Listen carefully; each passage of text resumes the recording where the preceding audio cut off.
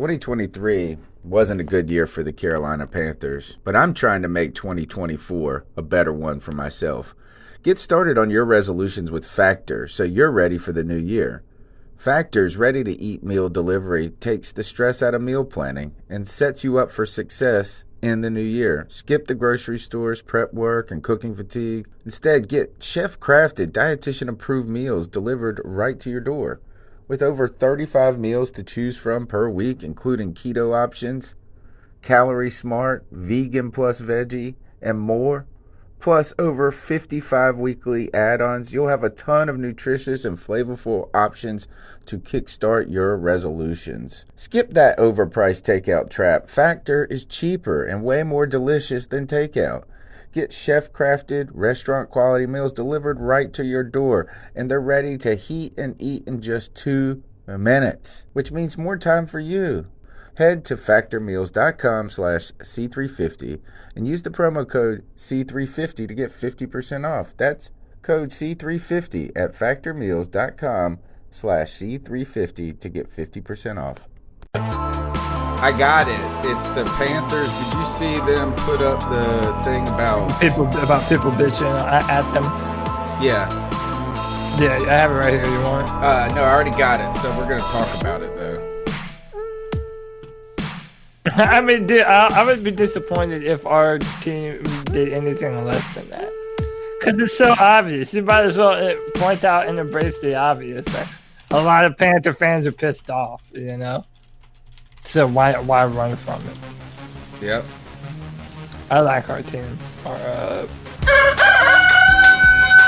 sat down and immediately. A world where Carolina Panthers fans have an insatiable thirst for Panthers news and opinions.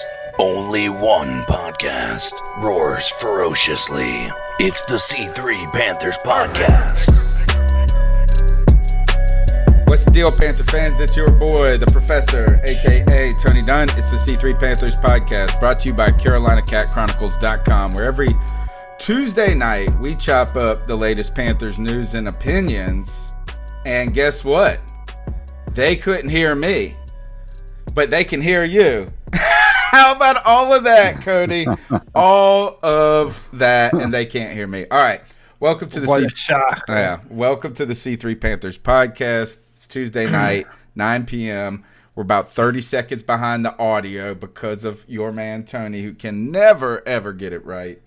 But we're here talking about the latest Panthers news and opinions. Go ahead and smash the thumbs up button on YouTube and subscribe if you're on iTunes, TuneIn, Stitcher. Tell somebody about the podcast. We're here talking about the latest Panthers news and opinions from the fan perspective. My name's Tony Dunn. I'm here with Cody Lashney. What is up? Tony Dunn. I hope I'm not muted.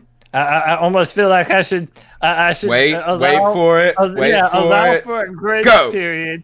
Okay, cool. What's up, everybody? Man, listen, as always, there's no way I'd rather be on a Tuesday night. Even on a slow night when there's no news, man.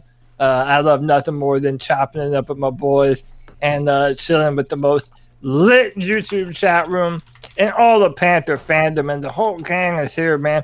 Joey Esquivel, J-Dub, Ben S., Tin Tizzy, Sarah Taylor, Tony Dunn. Ain't nothing to it but to do it, brother. Let's roll. CK's in the house. What's up, man? You know, living the dream, still under house arrest, I guess you could say. Stuck at home. Yeah, this computer chair has gotten a lot of sitting time. That's all I can say. Well, I tell you, you shot us a picture of your setup, dude, and you're really coming in strong in that new house, getting it together. Oh, yeah. Yeah, it's getting together. Internet helped tremendously in my motivation to get everything up and running. But now that we're here and ready to go, man, I'm telling you, I'm ready to get this thing, kind of started with Cody with the better, a potential draft pick for the Carolina Panthers and whatnot. So let's do it, guys. And we got Greg. Greg's on the show. Greg, his clean-shaven face. Greg, the supervisor. What's up, Greg? You look so clean.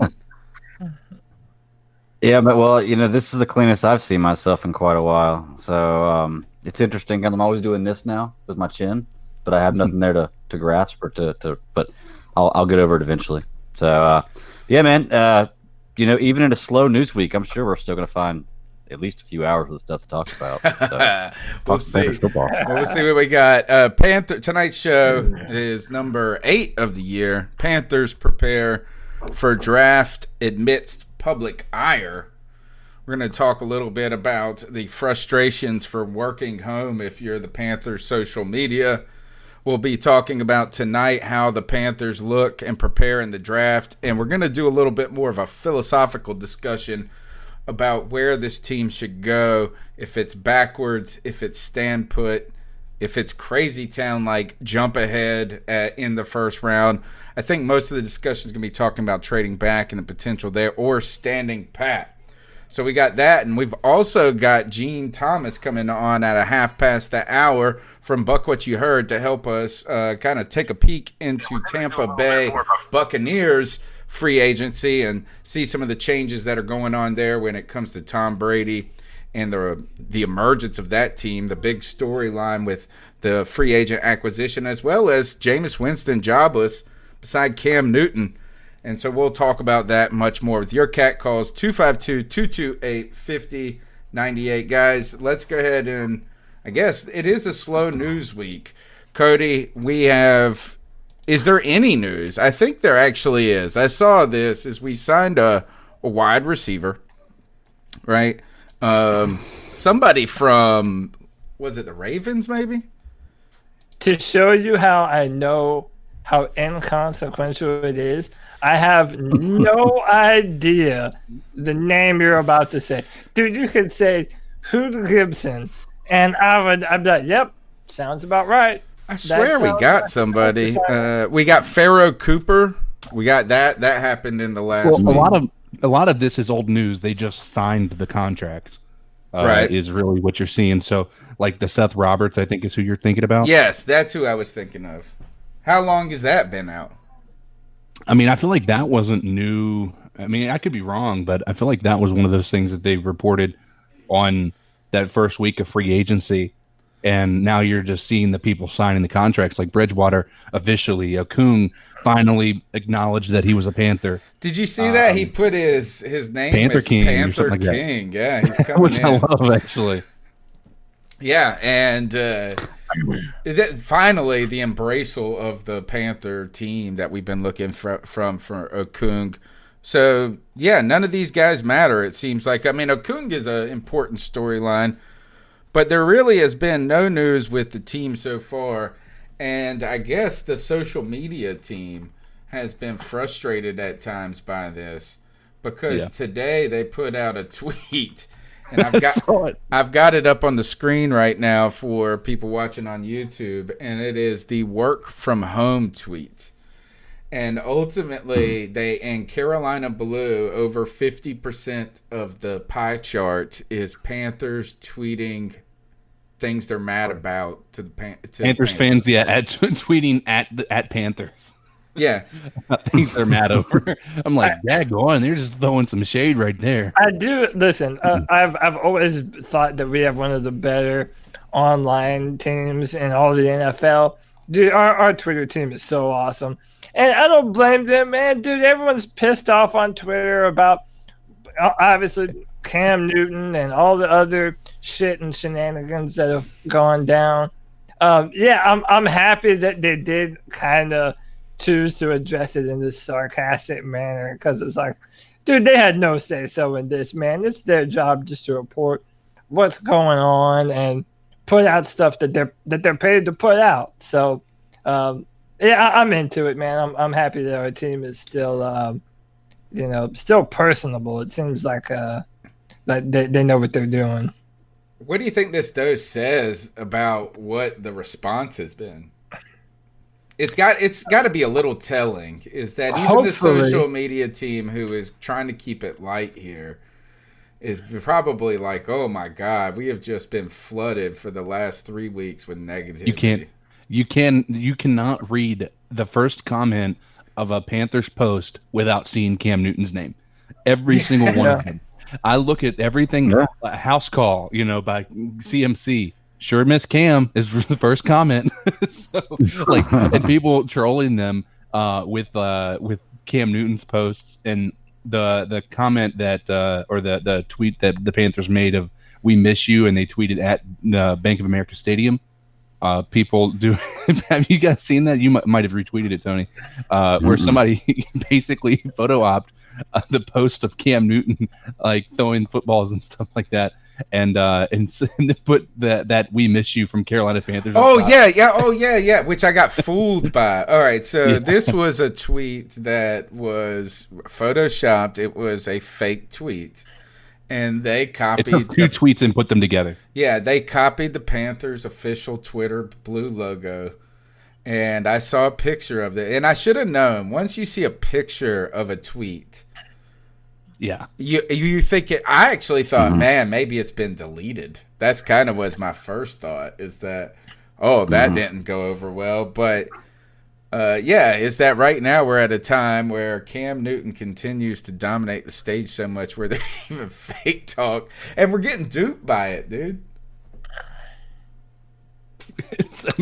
At that, my first reaction to that was, is this serious? Like, at right? This point, I should have known.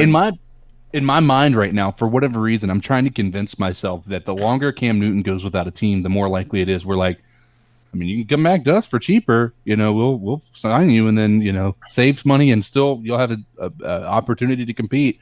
Because apparently the Chargers there's sources saying they're not interested in Cam Newton in the slightest. There's a lot of talk about Cam Newton possibly not even being a starting quarterback in the NFL next year.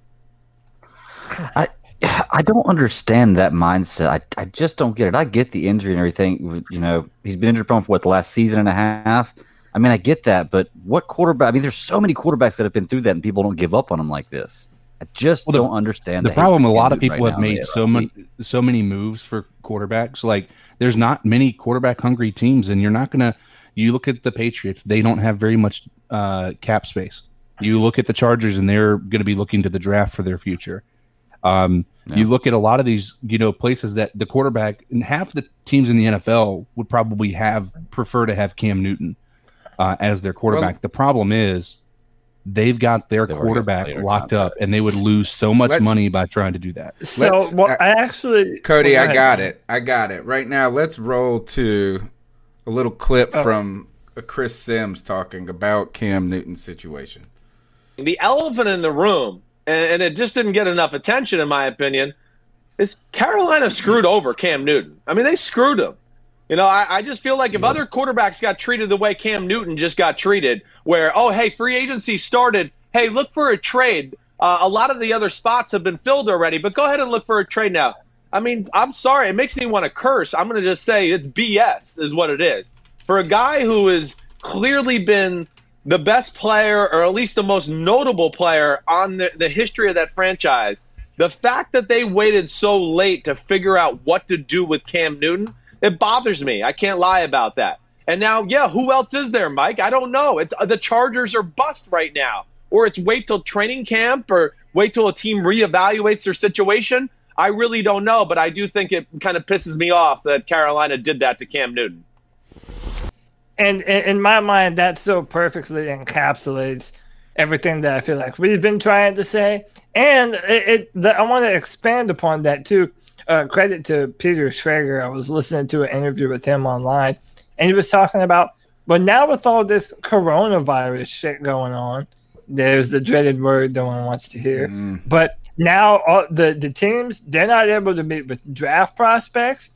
They're not able to have people into the building. So Cam Newton has been hurt 2 years in a row. He's been dealing with injuries.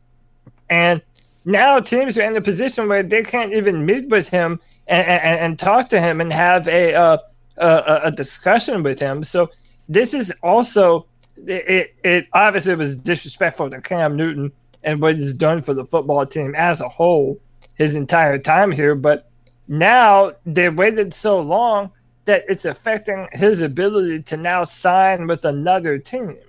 So, I think Chris Sims really hit the nail on the head with that one. So it was a very good take. A former East Carolina football player, so I follow that because I live in Greenville, North Carolina, but also All-Pro, Pro Bowler Chris Johnson, CJ2K, right?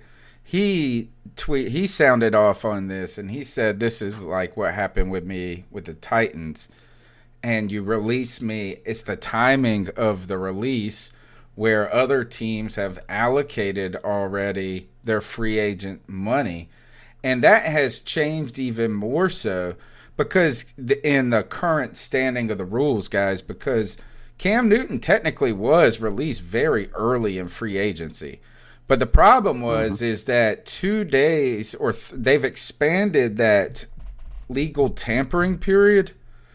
So now free agency, even though it begins on Thursday or whatever day it begins on, it really begins 3 or 4 days earlier. And so it really, if you're on day 2 of free agency, it's like really day 5. So my thing is, and a team, if they go and get a defensive player and they say, this is where we're going to allocate this money because these options aren't available.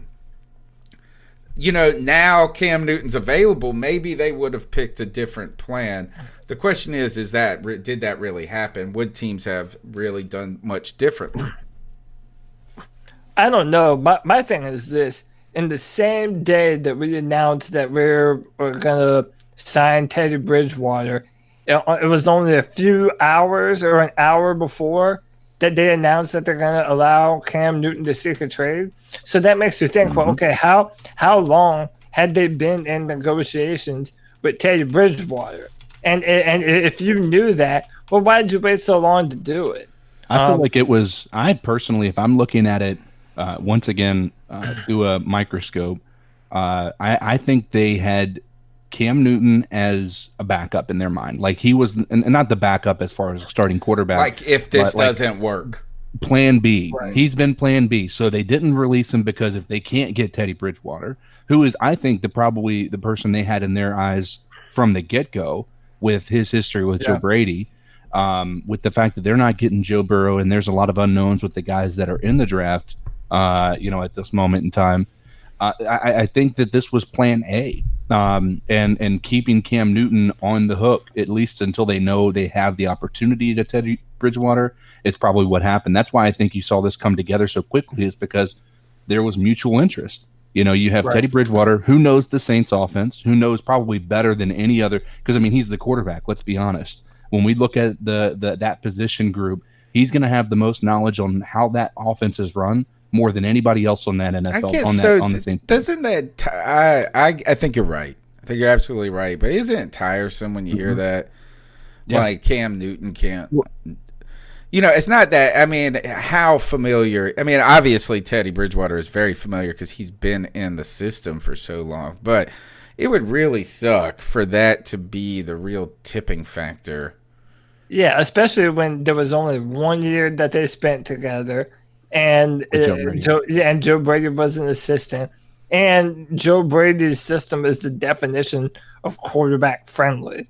So, I mean, you just can't tell me that Cam Newton couldn't have. But I think CK's absolutely right, though, is that obviously they threw their hat in the ring with Teddy Bridgewater, and they were probably wondering to see if he picked them back, because there were ideas about Tampa Bay being interested in Teddy Bridgewater, the New England Patriots being interested in Teddy Bridgewater.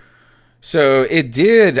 The stuff with Teddy Bridgewater obviously came together quicker than maybe not quicker than they thought, but came together quickly, which then led or precipitated the, hey, we'll let Cam Newton seek a trade tweet or whatever it was.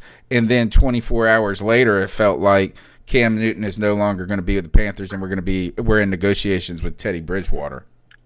Well, all right, let's take bets. Which former number 1 pick in the draft will have a new team first? Cam Newton or Jadeveon Clowney? Clowney. Yeah, I say more Clowney. Clowney. Cheaper, and you have more in demand. I mean, I think not necessarily a quarterback position. I think that Cam Newton, I wouldn't be surprised if we're 3 weeks into the season before somebody picks him back up. Gosh, that late. I wanted to reference a comment in the chat. Ben S. said that, he wonders if Cam Newton doesn't get signed till after the draft, where teams that don't get their quarterback in the draft or, and then they start to think about Cam Newton. That's something that Will Brinson talked about today, I think, on the Pick Six podcast. I think what you're going to find is you have a situation in Chicago where you have Trubisky and Foles as your two best quarterbacks on that team. And I think 3 weeks in, you've given both of those guys a go, and neither one of them perform. I think we're in a situation where their fans are just calling for blood. And guess what? There is a quarterback out there who is still ready to go, who has been keeping himself fit, who has been throwing dimes in those Instagram posts, things like that. I think most of those that team, or even let's even be honest about it, the Colts have a situation where they have a 1 or 2 year deal with the guy who has definitely shown that he's declined over the past couple of years in Phillip Rivers. So I think that Colts fans would have probably preferred to have Cam Newton if it was a choice between Cam and Phillip. Unfortunately, they had already kind of played their cards with Phillip Rivers by the time they knew that Cam Newton was on the market. I do wonder about that, though, because I know a lot of Colts fans. There was always the Andrew, who was better, Andrew Luck or Cam Newton. So I kind of feel like a lot of Colts fans might have been more salted toward Cam Newton. But again, I don't know. I mean, I'm biased, man. I would love to have Cam Newton over all these assholes, man. So I don't know. I just hope he signs before the season, man. He deserves to be a starter somewhere in the NFL. Yeah, I agree. Let me ask you, fellas. Do y'all think that this year in the draft that Tua, Burrow, and Herbert, all of them make it out of the top 10? Like, do you think they're all off the board? Do you think they're 11? All selected before 10? Yeah, before 10, yeah, or 10 or below. Yeah. So if that's the case, then we really got to look at it in the NFL. There's only about 3 or 4 teams that are quarterback hungry, and of those 3 or 4 teams, they're all in the top 10. Yeah. So waiting for it to sign except Cam for the Newton Patriots after your draft, if there's nobody, it would true. But I mean, really, if there's nobody interested now, there's probably not going to be anybody interested after the draft either, because based on that kind of logic, because all the quarterback hungry teams are going to have their shot to let me ask you a question, because I don't know how this would. I know a post June cut would have saved us some money, but let me ask this. I mean, we didn't save money. We lost that in millions, obviously. What would have happened in the event, let's say training camp came around? We still signed Teddy Bridgewater, and we have Cam Newton both on the roster at that moment in time, right? And we let them compete, right? Somebody else can, and if one of them outperforms the other, well, we might still be able to have the ability to trade somebody and not have that hit from a salary aspect of things. Would that be a smart way to handle that, or would that have just been just way too much drama for training camp? Probably too much, because I would say that neither Teddy Bridgewater or Cam Newton would even want or let themselves be in a situation where they're not, pretty much especially if Cam Newton was still here, he would have no reason to not be the number one. And then to sign Teddy Bridgewater for the same amount of money, I don't know. I just don't think that would happen. But I don't know, man. There is one other team. I want to go back to Greg's question. I know the teams, right? Some people have floated Jacksonville out there. I wouldn't want to go to Jacksonville if I was Cam. They're just a shit show.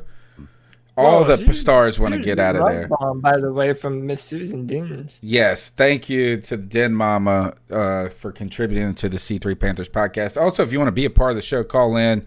It's the Cat Calls line. The number's 252-228-5098. I think a team that could be intriguing with Cam Newton would be the Pittsburgh Steelers. That I could see, but they already said no. I think they're in the same boat. They've got Ben Roethlisberger, but if there's no Ben I think has they're on the hook for him. I don't think that's the situation. But he's been hurt. He looks like a fat ass, right? The pictures of him, he doesn't look like Cam Newton looks like in his Instagram.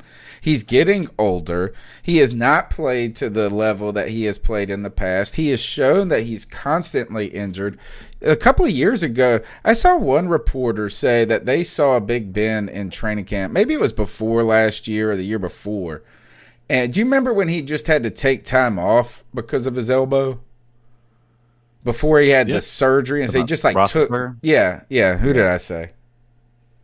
Did I say? No, yeah. that's oh yeah, you said. yeah. He took time off, and they said that training camp that year, he went out there during training camp and threw like 5 or 6 passes, like nothing. Like he didn't participate in the day, and when he was taking questions later on in the afternoon, his arm was wrapped up like with ice and all of this. Like it was just such a. So here is that the Steelers are in some ways very similar to what the Panthers have been, or with the quarterback, is they with a much older quarterback as well. Yeah, is that look, they lost their quarterback and they put up a hell of a fight last year.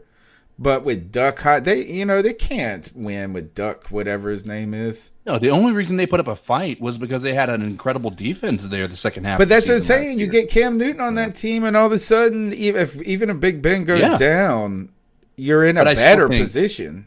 I still think you're in a situation with the Steelers where I can't remember what Roethlisberger's contract looks like, but unless he makes the decision to retire, I think that they're out of luck with him. I think that you're kind of on the hook for a guy that you probably owe way more money than he's worth at this point. Here, let's pull out I would like to first pull out our Camtology Bibles and turn to the Gospel of Cam.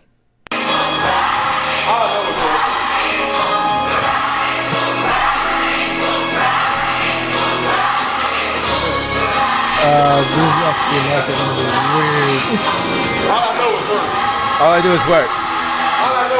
That's all he knows, folks. It's work. That's all I know. They gave up on me.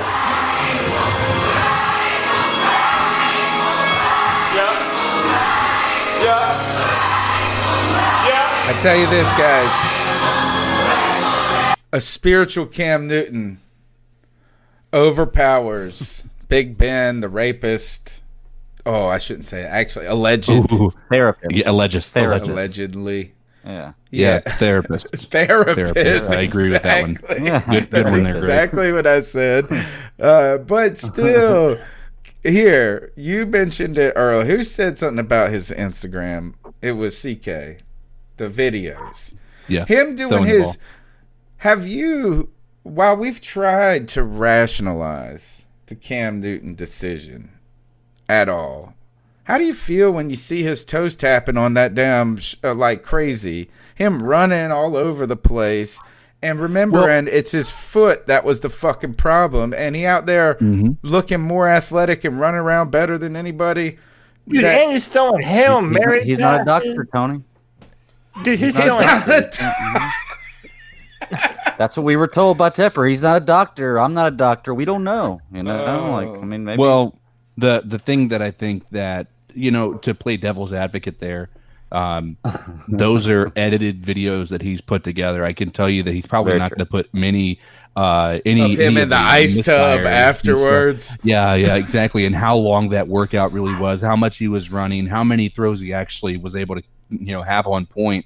But he's still doing it though. That's the thing, is that if he was really in that bad a so if he's in that bad a shape and he's disguising it that much, then that would raise some questions, ethical questions about when he goes to the table with a team. Yeah. Right? But to me, what this says is that he's healthy enough to at least make the video. Yeah. I mean, he's obviously working out, which takes a lot. He's doing the stair stepper. He's doing all this stuff with his feet. Yeah, it's not just foot workouts or leg workouts that you use your feet for. I mean, your feet are very important for about anything. So, I mean, yeah. He said, y'all know how I feel about the whole situation. So let's do this. Let's sneak in. Let's sneak in a cat call before Gene comes on at 9:30. Number's 252-228-5098. So what are your thoughts on catcalling? Yeah, it's pretty. You shouldn't do that to somebody. And how did that make you feel? Very uncomfortable. So how do you think catcalling makes the person feel? It feels good, like. Who's that cat sitting in the back corner with his face buried in the snow? Who's that kid that can use one?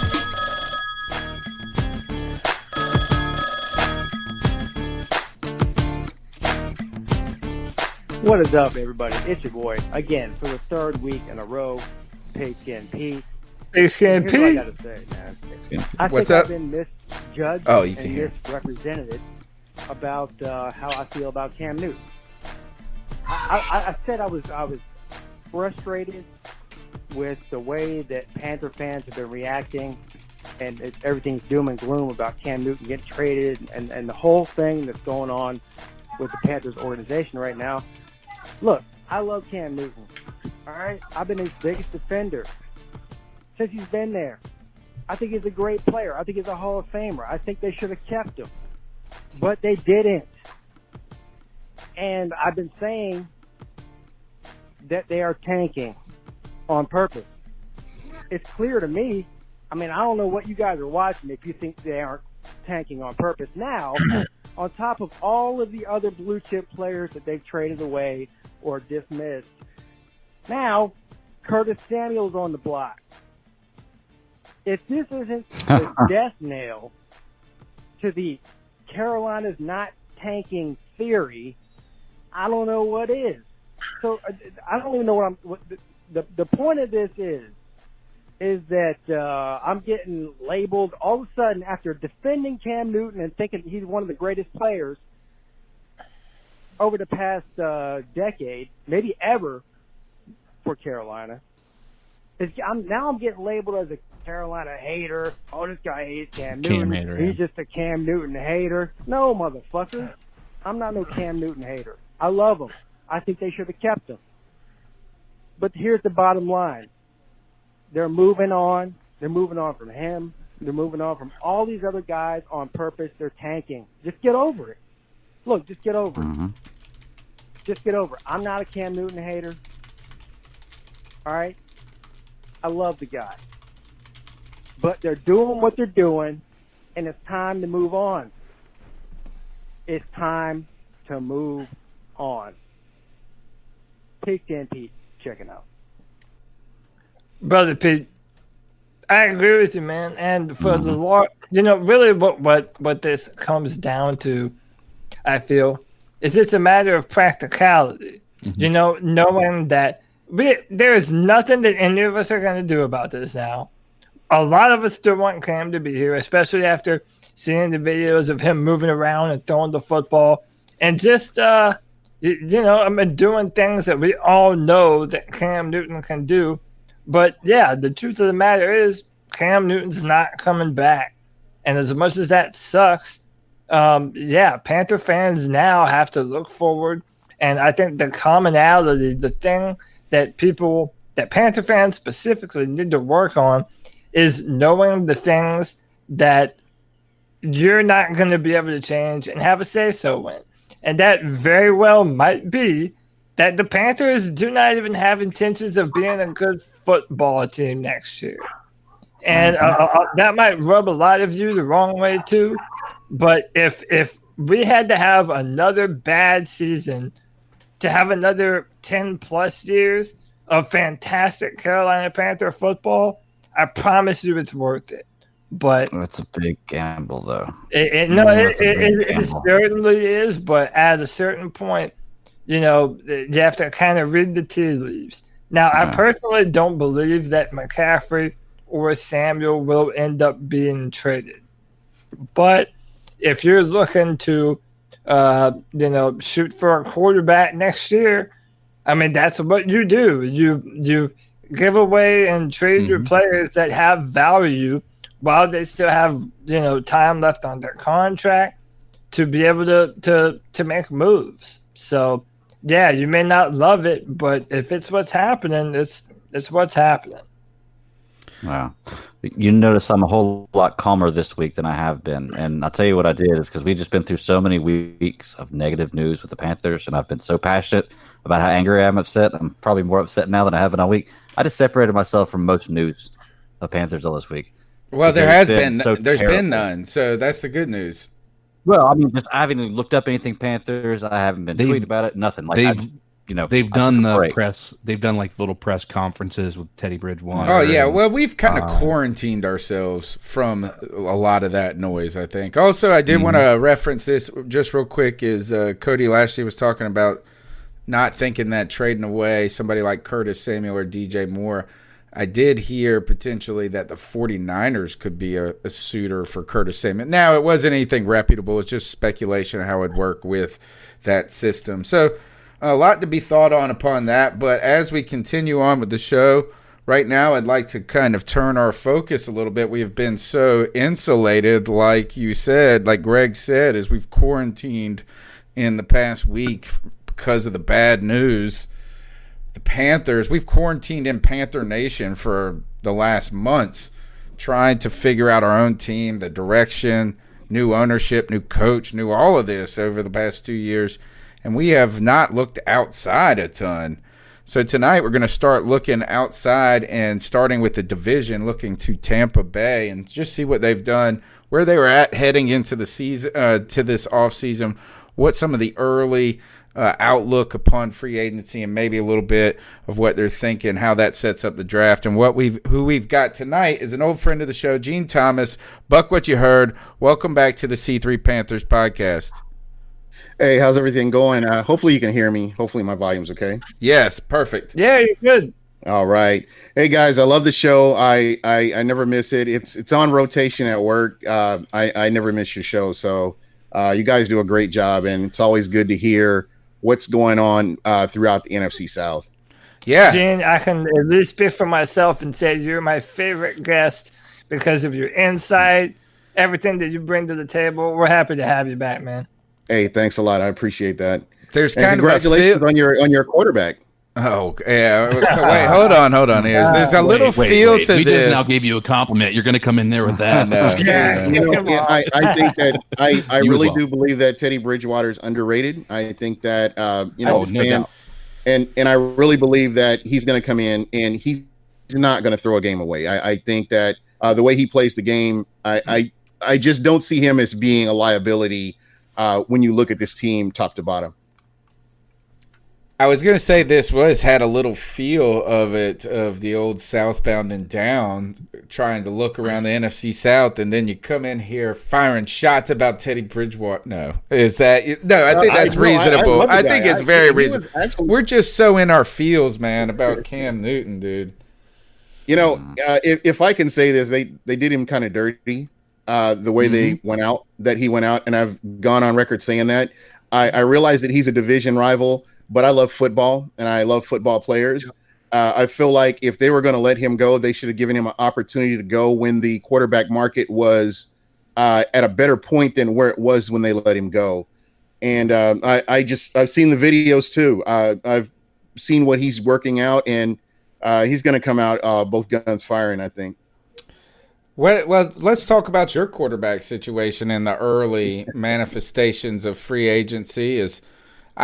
Where did the Tom Brady signing actually happen in free agency? Because you had that moment where it seemed like he could go back to the Patriots. How did that shake out to where all of a sudden he's with the Bucs? Well, I think there was a mutual interest there when you had a general manager, Jason Light, and Bruce Arians. They were looking at, with their scouts, they were looking at potential quarterbacks. Tom Brady was number one. Well, this is according to Jason Light. Tom Brady was number one. Teddy Bridgewater was number two, and Jameis Winston was number three on the list of quarterbacks to bring in. And so when the two sides met, I think Tom Brady did his homework. He knew who the wide receivers were. He knew who the tight end core was, and he knew the offensive line. He knew the inner workings of the Tampa Bay Buccaneers when he went to meet with Jason Light. So he was on top of things. And again, there was just so much mutual interest there that it just everything kind of fell in place. What else has been going on? Is it only been Tom Brady? Well, they've re-signed some key defensive players, Ndamukong Suh. They've brought back Jason Pierre-Paul, JPP, and they've signed the sack leader from last year, Shaquille Barrett. So did they sign him, or is it franchise? Yeah, I'm sorry, excuse me. Okay. Yeah, he was franchise. Yeah, he was franchise. You're correct. Sorry about that. So, but, just getting him back. I really believe that they'll get him on a long-term deal here pretty soon too. Let me ask this, because I think it's a question I think that goes along with the signing of Tom Brady. There's going to be, I guess, a double side to this. This is a clear signing of a win now mentality, right? Because you guys have every piece that you need. You just haven't had that reliable person under center to be able to make sure that every game you guys are competitive. And I think that this signing with Tom Brady does that. But does this also indicate that the window for you guys to win is very small in comparison to what it could have been had Jameis actually lived up to what his hype was when he was the number 1 overall pick? Absolutely. You see the moves that they're making right now. The roster's fluid. So, I mean, what you're seeing right now, if you went out and looked at the roster right now, it's not going to look like it's what it looks like now will not look like what it will be come kickoff in September. They're still making moves, but you're absolutely right. They went in and got a quarterback that they feel can get them deep into the playoffs, if not into the Super Bowl, according to their mentality. As an outsider looking in, I don't watch as much game film as they do, but there are just some things that I see, holes that I see that they need to fill. But it's going to be an interesting season to see exactly what they do. Gene, I have a very straightforward question for you, man. How do you feel, brother? I mean, the dude, Tom Brady. It doesn't even feel right to say, really, that Tom Brady is an NFC South quarterback and is a Tampa Bay Buccaneer. Like, I don't know. It's still so early. It's like there's that does not compute kind of. You know thing. why I like this signing?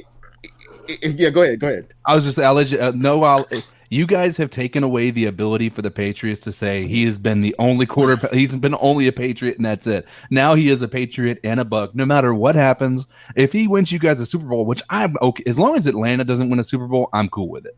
Like, you guys can win another one, let's go. If he wins, I'm just hoping if you guys can win with Tom Brady a Super Bowl, like, I'm gonna love it, because now Patriots have no claim over him as far as their only quarterback, only being their quarterback. And I want to wish everybody a belated 328. Just because. Hey, happy 328, man. Yeah, I'm sorry I wasn't able to wish you guys this in person, but happy. Atlanta must be hating this signing, because now they have to face Tom Brady twice a year after that. I didn't even think about that. So I got a question for you, Gene. Hold on. I have to get Gene's opinion on Tom Brady, and I want your unfiltered opinion, because I don't know what you feel about Tom.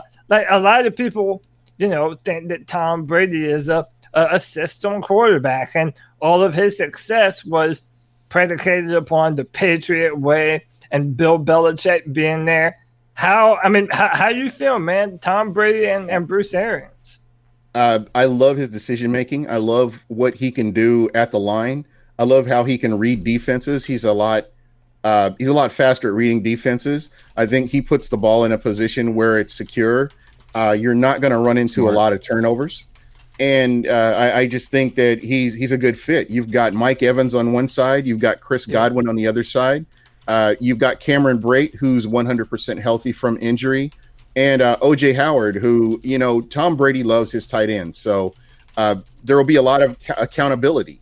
And you're going to see a lot more. In my opinion, just watching Tom Brady as an outsider looking in New England, he held people accountable, whether it was an offensive lineman, wide receiver, running back. They're going to have to up their game up. So I'm looking forward to it, the 2 years that we will have him. And it's going to be exciting to see what he brings to Tampa. I just know that, Tampa is going to be in every game. And I'm not saying this is a hot take. As long as he can be kept upright, Tom Brady will keep Tampa in every game they're in.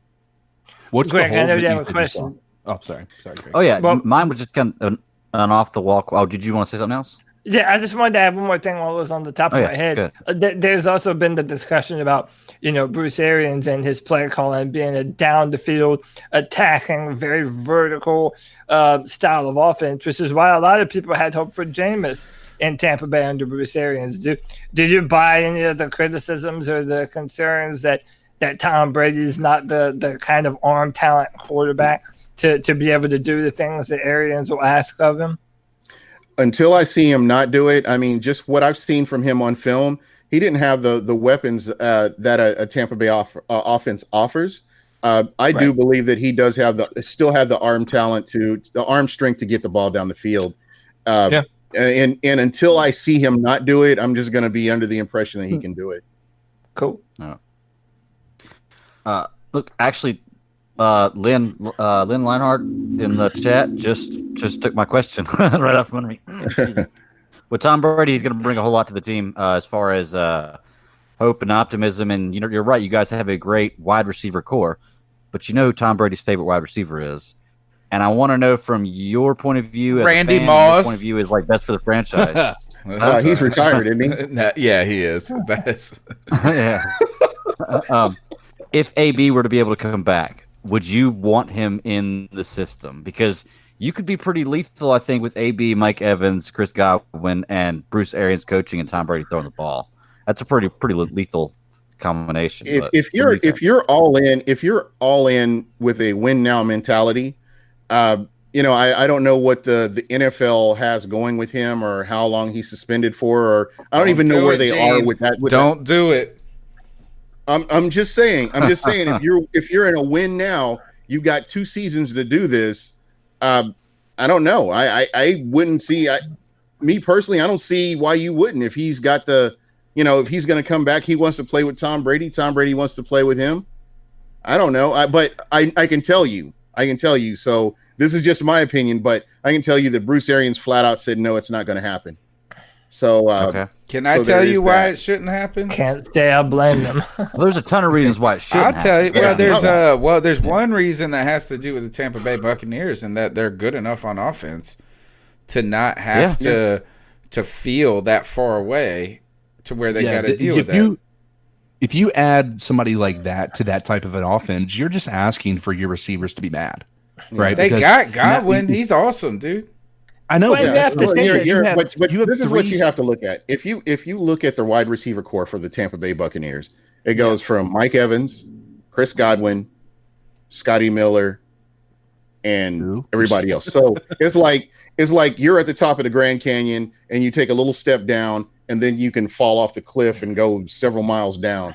And that's kind of where the talent level, and there's with then you need a good role player. You need a good role player. You don't need a that's what I'm saying. If you can get a nice possession receiver, like when the Bucs had Adam Humphries, he was ideal. Yeah, I mean he could get those yards that you needed. You don't need a Cadillac at number 3, but like I said, if he was available and you knew he were going to get that talent on the field, I can't say that you'd see why not, but we can put that to rest because it's not going to happen. It's not happening. Yeah. Well, and I mean, you have to think that part of the reason why Tom Brady wanted to go to Tampa was because of the weapons that you already have in place. And I mean, it's not a team that's in need of Antonio Brown. I mean, if anything, provide to that offensive line, bolster that, so Tom Brady has time to throw the football. Yeah, because that was his real problem in New England. I felt like this year is I know everybody pointed to the lack of weapons, but for the first time in my lifetime, I remember just seeing Tom Brady on his back a lot. Like I would just be watching. I'm just not used to watching. I'm used to watching Patriot games and him come out and it looked like he never didn't play football. Touch the ground. Yeah. So that has been problematic. I don't think it's just been the weapons. I think that's a lot to do with it. And then going back is with AB, and I don't want to focus this on AB. I want to focus it more on team chemistry. And I think talent is very important, but my concern is more how AB would get along with Arians. I think that Tom Brady is able to, command a room because he is Tom Brady, and AB has to recognize that. But really, my question comes to you, Gene, is how Tom Brady and Arians, I think we're going to learn a lot about Arians as a coach and if he can be adaptable, because he can't sit down and try to tell Tom Brady what to do. And I don't like to hear this about he's the quarterback whisperer. When you've got Tom Brady, you should just say, Tom Brady, take care of it. Yeah, I think there'll be a lot more flexibility. And again, this is one of those things where Tom Brady did his homework before he came to Tampa. I don't know how many times we've seen free agents go to another team and it's not a good fit, but the money's good. Time and time again, we've seen that. But I think Tom Brady, being the businessman that he is, number one, being, a good football person, coming in, knowing about the team that, he's going to play with. So, again, I'm good with the move. I think that they've all done their homework and they've come to the conclusion this was the best fit for them. I think that you guys should go and get Jadeveon Clowney. Yeah, it's interesting. I think he re-signs with Seattle personally, just based on how everything's going. But wouldn't that's what y'all need, is that you got some horses, but Sue. You've lost some. I mean, when you look, Carl Nassib signed with the Raiders, and but if you are going all in, that would make a bigger difference than Antonio Brown would. Yeah, most definitely. But again, like I said, they made it abundantly clear, both coach and GM, that AB's not coming to Tampa. So you would probably see the Bucs go into the draft getting that number 3 receiver. And, because the draft is stacked this year with wide receiver talent from top to bottom. So, I mean, you could go into the late rounds, and find a good number 3 receiver to complement Mike Evans and Chris Godwin. So, again, that's kind of where you are with the Buccaneers as far as the offense goes. So, Gene, let me ask you this: how confident are you about that offensive line? I mean, are you still do you believe that it needs to be worked on through the draft? Is there, potentially another free agent? I don't even know how much money you guys have left to work with, but it's going to be it's pretty tight after re-signing Ndamukong Suh. It's pretty tight. I would say me personally, the offensive line should have been addressed over the past 4 years, and I don't think enough attention was paid to the line. I know they've thrown draft picks at the offensive line, but they've never really gotten quality players that you can get into a rotation. And I mean, Ali Marpet and, I guess Donovan Smith, who, Alex Kappa. Alex Kappa. And I will say this about Alex Kappa. He's come into his own. You don't hear about him because he's doing his job. So to me, I'm good with that, and I think he played with a fractured forearm or something like that, and he played through, and he finished out the season. Yeah. I mean, the guy's a horse. I liked him when he was coming out. I remember scouting him. Yeah, and again, guys, this is one of those things that they watch more film than I do, but from what I see, I'm just concerned about them being able to keep Tom Brady upright, and hopefully they'll prove me wrong and get those players in there. But roster's fluid. We'll see what other moves they make. But as of right now, if the season were to start right now, I would have a lot of concern with that offensive line. Where are you all picking this year? Number 14. 14. So, I mean, do you think there's a possibility? Because there's essentially a big 4 in this year's draft in terms of tackle. It's Jedrick Wills, Andrew Thomas, Tristan Wirfs, and Mekhi Becton. If not one of them falls to Tampa Bay, is there a chance that you could move up for one of those players? Because it just seems to me, if you're going to sign, maybe the GOAT quarterback of all time, I mean, you're really not doing your due diligence if you don't have a line to protect him. He's not mobile. He's over 40 years old now. I mean, that seems like right now there wouldn't be a bigger priority for Tampa than to address that offensive line. Yeah, I'm right there with you 100%. But we've seen what Jason Light has done. I would say over the past 2 seasons, he's really redeemed himself. He's gotten a lot out of the draft on these last couple of drafts. And, key players, Vita Vea comes to mind. Devin White is another player that comes to mind. And then there are some other role players that have been able to come in and play. Right. Again, it's playing as a team, playing as a unit, having an offensive line that can play together, not just individual players, and just protect the quarterback, I think is what it all comes down to.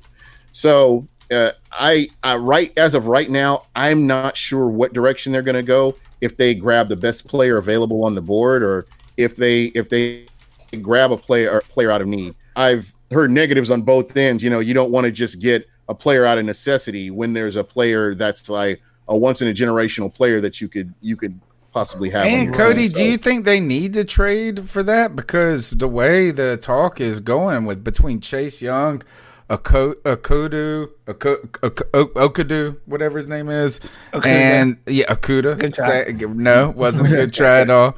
But we also got the quarterbacks in that round. You could sit tight at 14 and get one of those tackles. Yeah.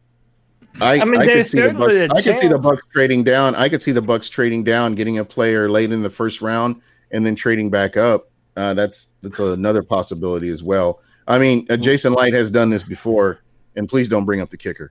But yeah, Jason Light has done this before. Where he's traded back up into the round. So anything's possible. You saw what they did with Vita Vea. They dropped down, got an extra pick, and they still got their guy. So. I'm sure, with Bruce Arians in Tampa has really helped Jason Light as far as getting quality picks, when they've been able to draft them.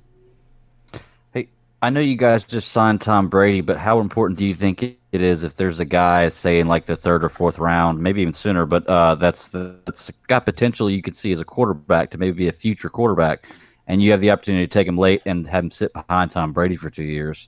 Do you mind taking a quarterback? I am 100% for it. I think that is the ideal thing. We saw what happened with Patrick Mahomes. That is the key example where he sat behind Alex Smith. No pressure at all on Patrick Mahomes. He was able to come in, and the rest is history. So another example was Joe Cool in Green Bay and what he did sitting behind Brett Favre, and it worked out to where things, I would love to see more quarterbacks able to do this, because I think a lot of quarterbacks fail when they get too much put on them too soon, and it really hurts their career. Right. Where is Jameis Winston? What's his story? All right, so Jameis, I was kind of uplifted. There's a couple of things. One, you hear Arians that says that he's been on the phone given letters of reference for Jameis Winston. The other thing to me that's more intriguing is that he got LASIK surgery. I wonder if I'm just waiting for Jameis Winston to throw like 10 less picks next year because he can see. But where do you see the Jameis Winston saga shaking out? Where's he's going to be a backup? Is that what's going to happen? With right now, I think he's still rehabbing from that meniscus injury that he had, or the fractured thumb, I believe, one of the two. He's still rehabbing from that. I expect him to be a backup somewhere. I would love to see him in San Francisco, possibly, or somewhere, or even Pittsburgh, where they're in need of a quality backup, because you've got guys like Mason Rudolph backing up Big Ben, and we know he's getting older. So you've got a good quality system in place, great running game. Just a good opportunity to sit back and learn and get acclimated to a system and get ready to take over. I don't think Jameis Winston is trash. I know a lot of people hate Jameis Winston. Are you happy or sad he's gone? I'm disappointed. I would have liked to have seen what he could do, because to me, 30 interceptions is an anomaly. I know they say he's a turnover machine and everything, but he's never come close to 30 interceptions. I mean, well, and to be fair as well, there was a stat that I was reading the other day that said his turnover worthy throws were actually a lot better than the actual turnover rate was. Like, a lot of those were, as you said, anomaly. Like, either a defensive player made an incredible play, or the receivers tipped the ball into the air. And if you go back, if you guys get a chance to go back and watch some of these games, the old Buck games or from last year, you see wide receivers rounding off their routes. They're not running clean routes. They're not running crisp routes. Banana routes. And this is the thing that excites me about Tom Brady, is that you're going to get called out if you do that. Yeah. Before, everybody's blamed Jameis Winston for the turnovers. Some of them were his fault, but when I've gone back and watched some of these, I watched Deshaun Jackson slow down on a go route where he had a touchdown, and he didn't accelerate like we know he can. Mike Evans. I've seen Mike Evans run run a route and just cut it off or rounded it off. And Jameis Winston throws to a position. So, when you've broken every record in franchise history within 5 years, that to me says that you're a quality quarterback. And, people can say what they want to about the history of quarterbacks in Tampa. It's not Jameis Winston's fault that the GMs did not get better quarterback quality over the years prior to this. So to me, him coming in as a first round pick, he did what he needed to do. He has every important record for a rookie on up within 5 years. So, that says a lot to me about him and, how good he really is. Let's all do this. I think this will be fun. We did this earlier with Cam Newton and Jadeveon Clowney. Who has a new team first? Cam Newton or Jameis Winston? I want to hear everyone's guess. Cam Newton. Cam Newton. I think if you have those two. Oh no. Cam Newton, but Jameis is so vilified.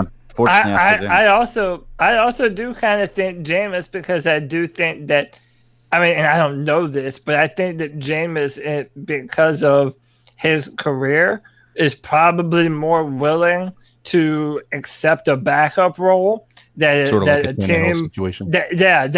team would prefer to have Jameis in.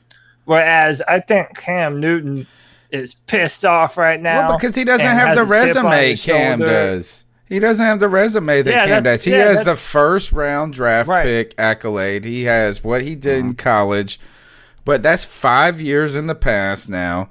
And I think if you're looking at a team coming in, and that's where Gene said Pittsburgh, that makes me upset, because I'm kind of thinking Cam would be fantastic on Pittsburgh. Put him in the AFC, Pittsburgh. I think he's going to San Diego. But I think you're right. Who do you think's going to San Diego? Cam Newton. No, I've heard the sources are saying that he is actually. I heard L.A. Him at all. What about Las Vegas, y'all? Nobody's talking about Las Vegas. That's a good spot for either one of those guys. G. I said San Diego. Yeah, I heard it was L.A. Hey, to the Vegas thing. Marcus Mariota is the backup to Derek Carr. Yeah. So it would be, you got a lot of quarterbacks. It's a thick with quarterbacks in Vegas if he were to go there. But wouldn't it be a much easier fit? Going to be there though. It would be a much easier fit for Jameis to go behind Ben, Super Bowl champion, multiple Super Bowl champion, I think, and then all the accolades he's had. The problem is that Cam can't sit. He can't be a backup behind somebody that isn't like Tom Brady. Yeah. He just can't. Really, the only place I think you could call Cam in and ask him to be a backup would be like Green Bay. It's the only guys, argument. And this is what I'm. I heard some of your answers. Why couldn't Cam go to Los Angeles? You don't think there's no? I think it would make sense. I think it's smoke that they're saying he's not. I think it's smoke. Yeah, I don't. I think that's where he could go. I think that's very well. I know that Cam Newton put out some footage of him and Tyrod Taylor training together. He'll take his spot real quick. Yeah. Oh, no doubt. Or Tyrod. I don't necessarily. I don't trust anything I believe on the internet about, this team is interested, this team isn't interested. I think it's all BS, especially the stuff you read online. I'm hoping for Los Angeles because I want Cam Newton to have the best. I still love Cam. Yeah, that's my favorite football player of all time. Trey Turner is already there, so he already has a rapport. Bro, their defense, one of their better offensive monster. Yeah, their defense is nasty. And by the way, Cam Newton, with as eccentric of a man as it is, with all the hats and the outfits, and fit right in. Dude, Los Angeles is his home. He just doesn't even know it yet, man. That'd be perfect for him.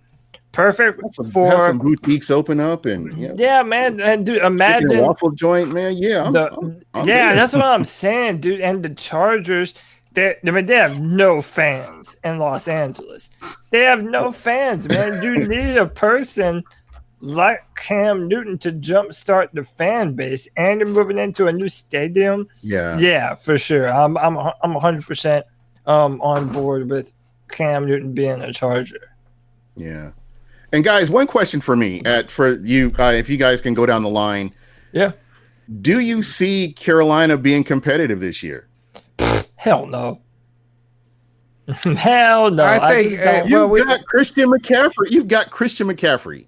It didn't. What do you define as competitive? All right, so like as in, do you define the being Sunday to Sunday competitive, or having like a record, like an 8-8 record?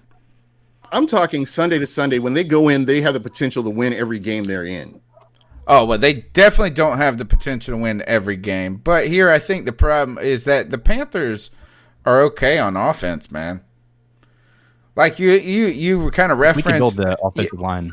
Yeah, I mean, yeah, you can do that. You can make some improvements, but you got Teddy Bridgewater, who is not a rookie. It's not his first rodeo. There's some things about his past that are actually advantageous to the coaching staff with Joe Brady. On top of that, you really reference the thing that is very helpful to winning, and that's just kind of a steadiness to you. That steady Teddy, maybe, that persona, at least, that we think he may have. Then you got Christian McCaffrey. You're right. So on offense, there's always, I don't think you're ever going to be like where it looks broken. But the defense, man. So the reason I said hell no is because, one, I'm still not confident in our offensive line's ability to be able to protect Cam Newton. And Teddy Bridgewater. And one of the things that I worry about is that we take for granted how good Cam Newton was at being able to make a play where there wasn't one to be had. That's the truth. Athleticism. When the pocket was being destroyed in front of him, it doesn't have the Bridgewater doesn't have the maneuverability. I'm going to disagree with you right there. I'm going to disagree with you right there. Okay, well, even if he is athletic enough to move around, Cam Newton is so underrated at making plays when he's not able to step into the throw, and obviously his athleticism. I worry that we've taken that for granted, and that even if Bridgewater isn't bad at it, I don't know if he'll be able to do it to the level that Cam Newton did. Yeah, and that defense. I mean, we have a whole draft to go, so we might spend every pick on defense. But so it's a little too early to tell. But yeah, our defensive line needs a lot of work. Our defensive backfield needs a lot of work. I mean, our defense is not. We don't have any defense, dude. We've got Shaq Thompson and KK Short. My guy. That's it. And KK's coming off an injury. Like we have Brian Burns still. Oh, Brian Burns. Yeah. Thank you. Thank you. So what is your secondary looking like? We got one. Dante Jackson. Who was benched. And Trey Boston. Yeah. I mean, yes, we physically have defensive players. Yes. Like that. We don't. You know what? We might not even have enough players. To be honest, we might not have enough players. We don't. We only had, last time I checked, we only had like 33 people signed to the roster. You know what our defense feels like to me? Our defense feels like, I don't know if you guys have ever played Madden in the ultimate Mad. The ultimate Mad, like where you get the cards of like random players to be on your team. Yeah. That's what our defense feels like. It's just a series of random players that have, some of them are good, but for the most part, you've got like 65 ratings on everybody else. Oh, you got a bunch of journeymen, is what you're saying. Yeah, exactly. We don't even know who we got. I wish I could say like that they have some pedigree to them. You know what we have done is we have used our offseason to sign people who are from North Carolina. That is one thing. But I think that this. We got Robbie Anderson. We didn't even mention that. We're talking about the offense. We did get Robbie Anderson. That makes us offensively potent with Christian McCaffrey and DJ Moore. What I'll say is, I think that you're seeing Matt Rule build the team that he wants. Which means that I don't believe like it's the Little Giants. I don't think it's the. I don't think it's a tank, type of a situation. We've talked about it when he was hired. We said he likes athletic guys. He is a statistic type person. He is going to look at all of the numbers based things. And so his focus, even at Temple and at Baylor, was get athletic guys who can actually go out there. They don't have to be the most talented. We can teach them the game, but get them out there. If they're athletic, we can be competitive. And that's how he won at Baylor. That's how he won at Temple. And the difference is, and that's something that we've talked about, is he's made we talk about this whole 3-year time frame that it took for Baylor and Temple. Well, that happens because you're in college. You don't have your pick of the litter, especially in those programs. Whereas now you have professional caliber players at your disposal with any signing you really have. So I think that he is building his team up. I see the hand going up, Greg. I see him building this team the way he wants it. Whether or not they're going to be good or not, it's yet to be determined. But I think that we're not going to see that 3-year. If we're not competitive this year or next year even, then I think that we can make the ruling that Rule is not the coach that we were hoping for. So do you think that, he may get an extension if he gets his quarterback? Like if he doesn't get his quarterback this year and you guys draft a quarterback next year, they can say, okay, this team wasn't good because this is my guy. He needs another year in his system. So is that kind of he's got 8 potentially years. What you could? He's got an 8-year contract. That dude, but the NFL is just like, yeah. But to be able to, and one of the things Greg will probably agree with me on with this is I'm a fan of Rule. I think it was a good hire, but I do think that his words and his statements are going to be used against him. In this instance, he said, we're not going to have this whole rebuild year. We have our pick of the litter of, talented players now. We don't have the same situation we had in college where it took me 3 years to build a program. We don't have that in the NFL because you're dealing with professional, high caliber athletes all the way around. So he's saying that, meaning that he's made the determination that this is not a rebuild year. He is coming in to be competitive. And if he's making those statements, he's going to have his own words used against him as they were when he talks about Cam Newton being somebody he wants to coach this year. But Gene, to kind of touch on the question that you asked, I mean, I'm debating people in the chat room right now. I mean, there's no consensus even amongst Panther fans. I mean, there are Panther fans who think that we're going to be a competitive football team. Teddy Bridgewater's the man, and all we need to do is draft a few players, and we're good to go. We need more than a few. And I don't care if people call me a naysayer, man. I'm being realistic. I'm not looking at a roster right now. Granted, the draft hadn't happened, but I do not see a roster that is going to even be competitive in the NFC South. I just don't. Let alone, I mean, maybe there's a seventh wild card now, so maybe we would slip in. But at that point, I prefer to be bad enough to draft a Trevor Lawrence or a Justin Fields next year. So, yeah, I'm just, my nightmare scenario is 8-8 or 9-7 or 6-10 or whatever, and it's that middle. That of the is pack. Competitive. If you are, that's your nightmare. That's your nightmare situation. Yeah, that's a nightmare scenario. I would so much rather be 0-16 than a middle of the pack football team, or even a team. Trust me, you don't want that. Yeah, you don't want that. He doesn't go back that far. I'm speaking from experience. He don't go that back. He don't go that far back. Hey, real quick, I want to comment on what CK was saying because there's a flip side to that conversation with Matt Rule, and okay, here's the thing. He's saying in his mind, he's taking highly athletic guys and he can train them to do what they're doing.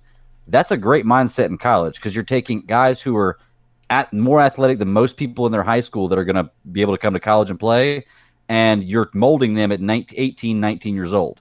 When you're 26, 27, even 24, 25, and you've been in the NFL for 3 years, 5 years, 6 years, like some of these guys are signing, okay? You are not going to learn and all of a sudden become a great player. You are what you are. You're not going to Mario Addison wasn't a good player. Signing, Who? Mario Addison was a habitual third stringer. Like he was team to team, and then he came here and he was developed into a good player. It's interesting. Player, I want to an elite player. Yeah. I want to play devil's advocate because I think about Greg Schiano, I think about Chip Kelly, and even Nick Saban when he was in Miami, coming in with that mindset. You have to have a certain kind of temperance to be able to work with professional athletes. They're totally different animal than college students. Not mean to say totally different animal, but you know what I mean. Totally different than how you would handle college athletes. So I'm really interested. There's a couple of teams that I'm actually interested in watching this year, and Carolina is one of them. Just because I want to see how this all evolves.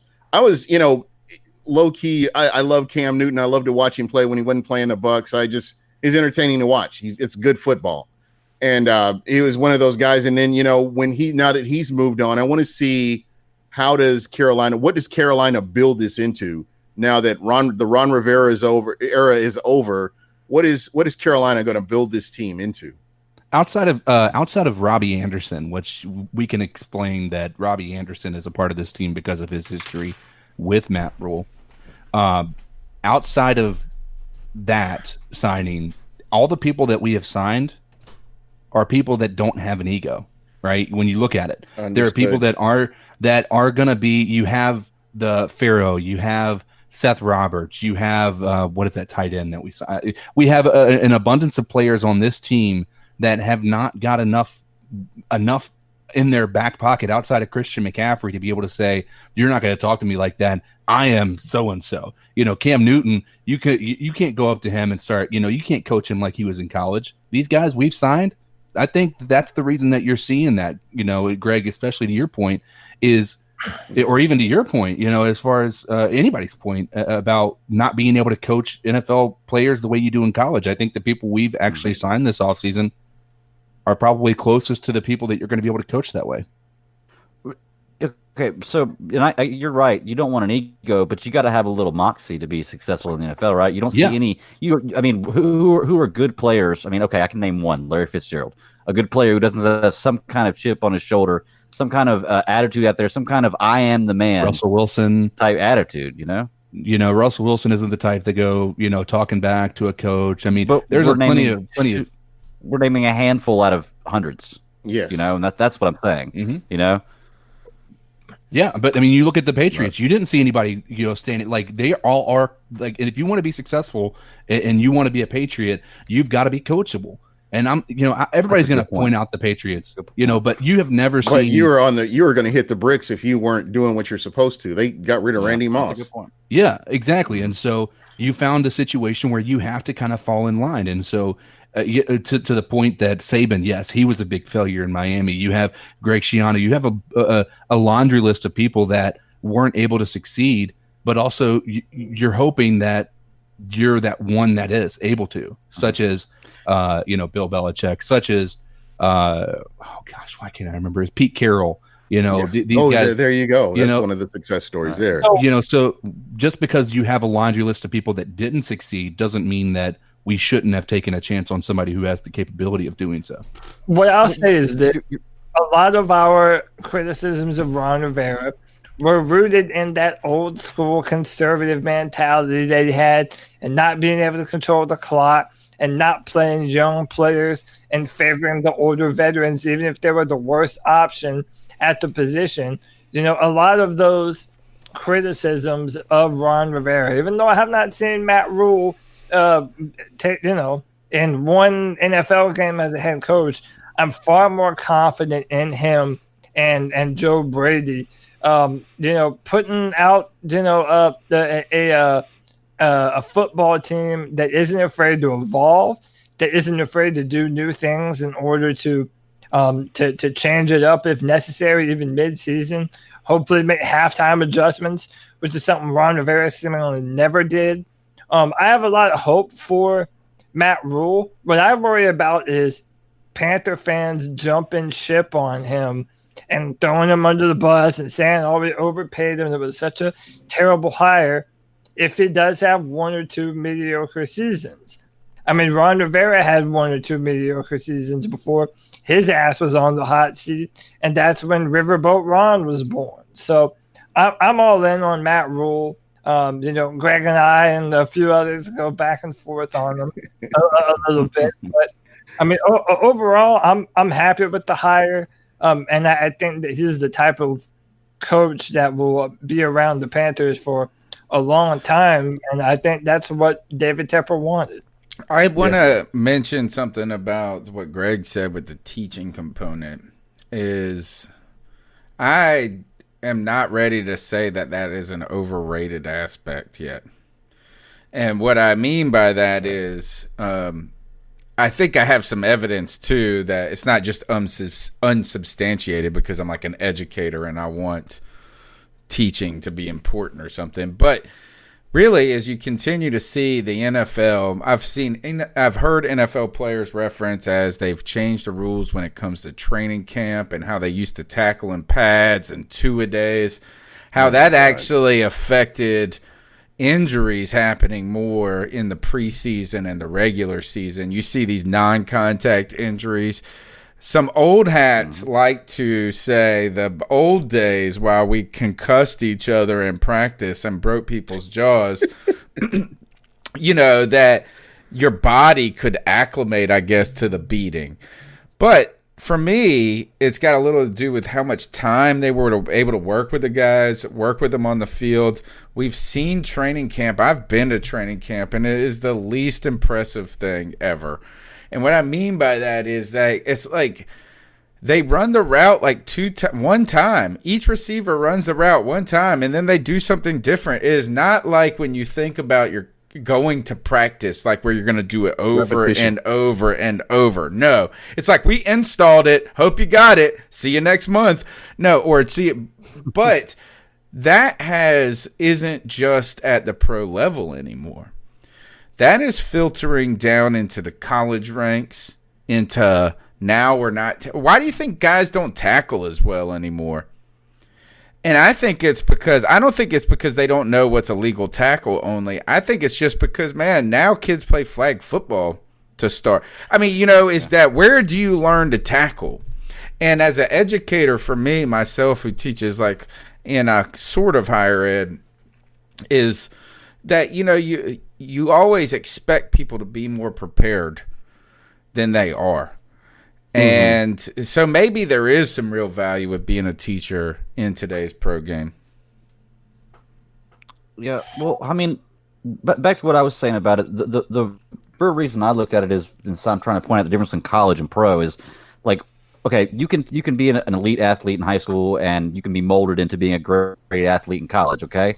And if you're a great athlete in college, 95, more than that probably, 95, I would say probably higher than that % of people who play college football never go to the pros, and there's good players there.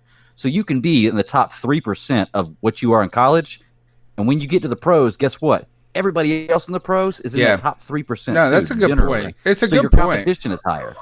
It's a good point, but also think about this too. We've kind of been seeing that effect throughout sports, period, for a while now. And that is like in high school, when you see these guys that are playing defensive end, pick any defensive player, any awesome whatever, they all played quarterback and running back in high school. Mm-hmm. It was like, here, we just plug in our best athlete. That's where you see the quarterback position being differentiated so much in the NFL, is because it was for so long. And maybe that's I don't know if that's going to be a handicap to Rule or an asset.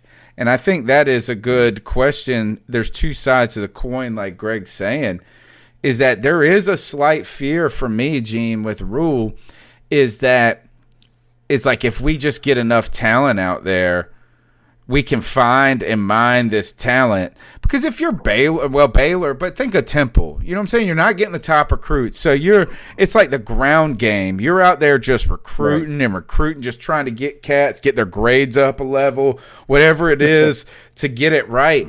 In the NFL, it's a whole new host of challenges, like Greg's saying, because everybody's already a 5-star recruit. Mm-hmm. So that's the challenge with, so he's the unknown. Rule has got a lot of upside, but there is an unknown. I do like that the Panthers extended it long enough so we don't fall into the Tampa Bay trap of every other year. Exactly.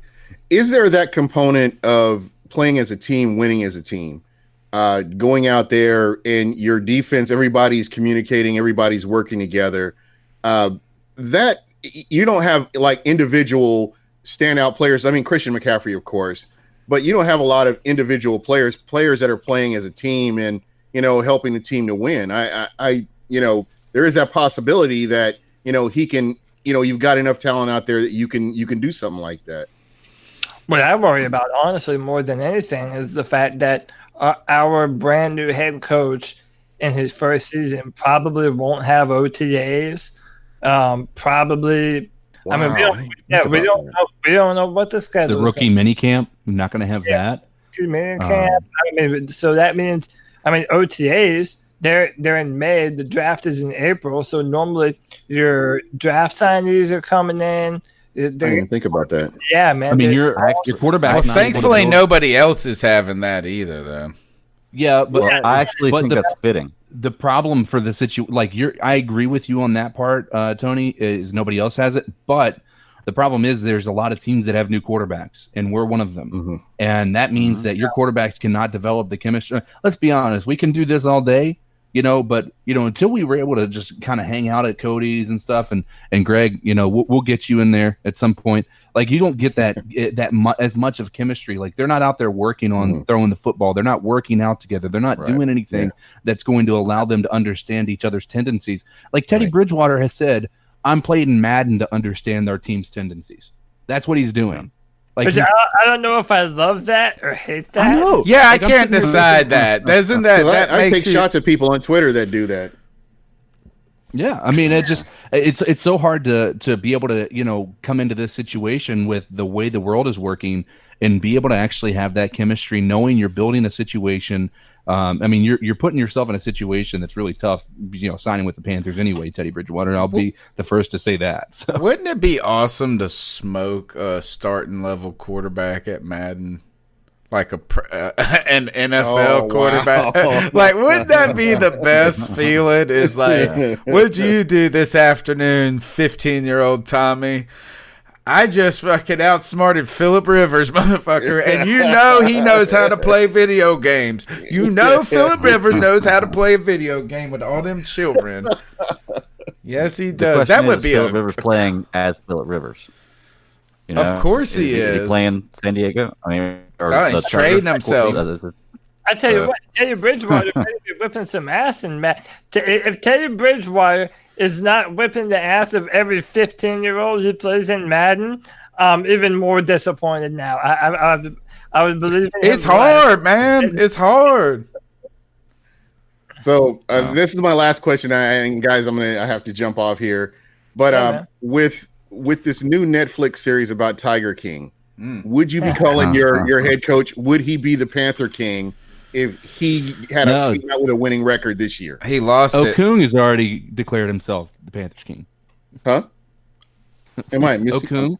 Oh, yeah, I'm late then. Russell Okung finally identified with the team yesterday or today. He has been traded to the team weeks ago. We had seen zero mention from him about being a Panther, and what he changed his title to, CK? Panther King. I'm late. I thought that was it just happened. It just happened. You're not late, and it's Russell Okung. Are you a Tiger King fan? Are you a Tiger King fan, Gene? No. No? I think I made it through. I think I made it through like 3 episomes. Yeah. He's like, that white trash. I can't handle that white trash.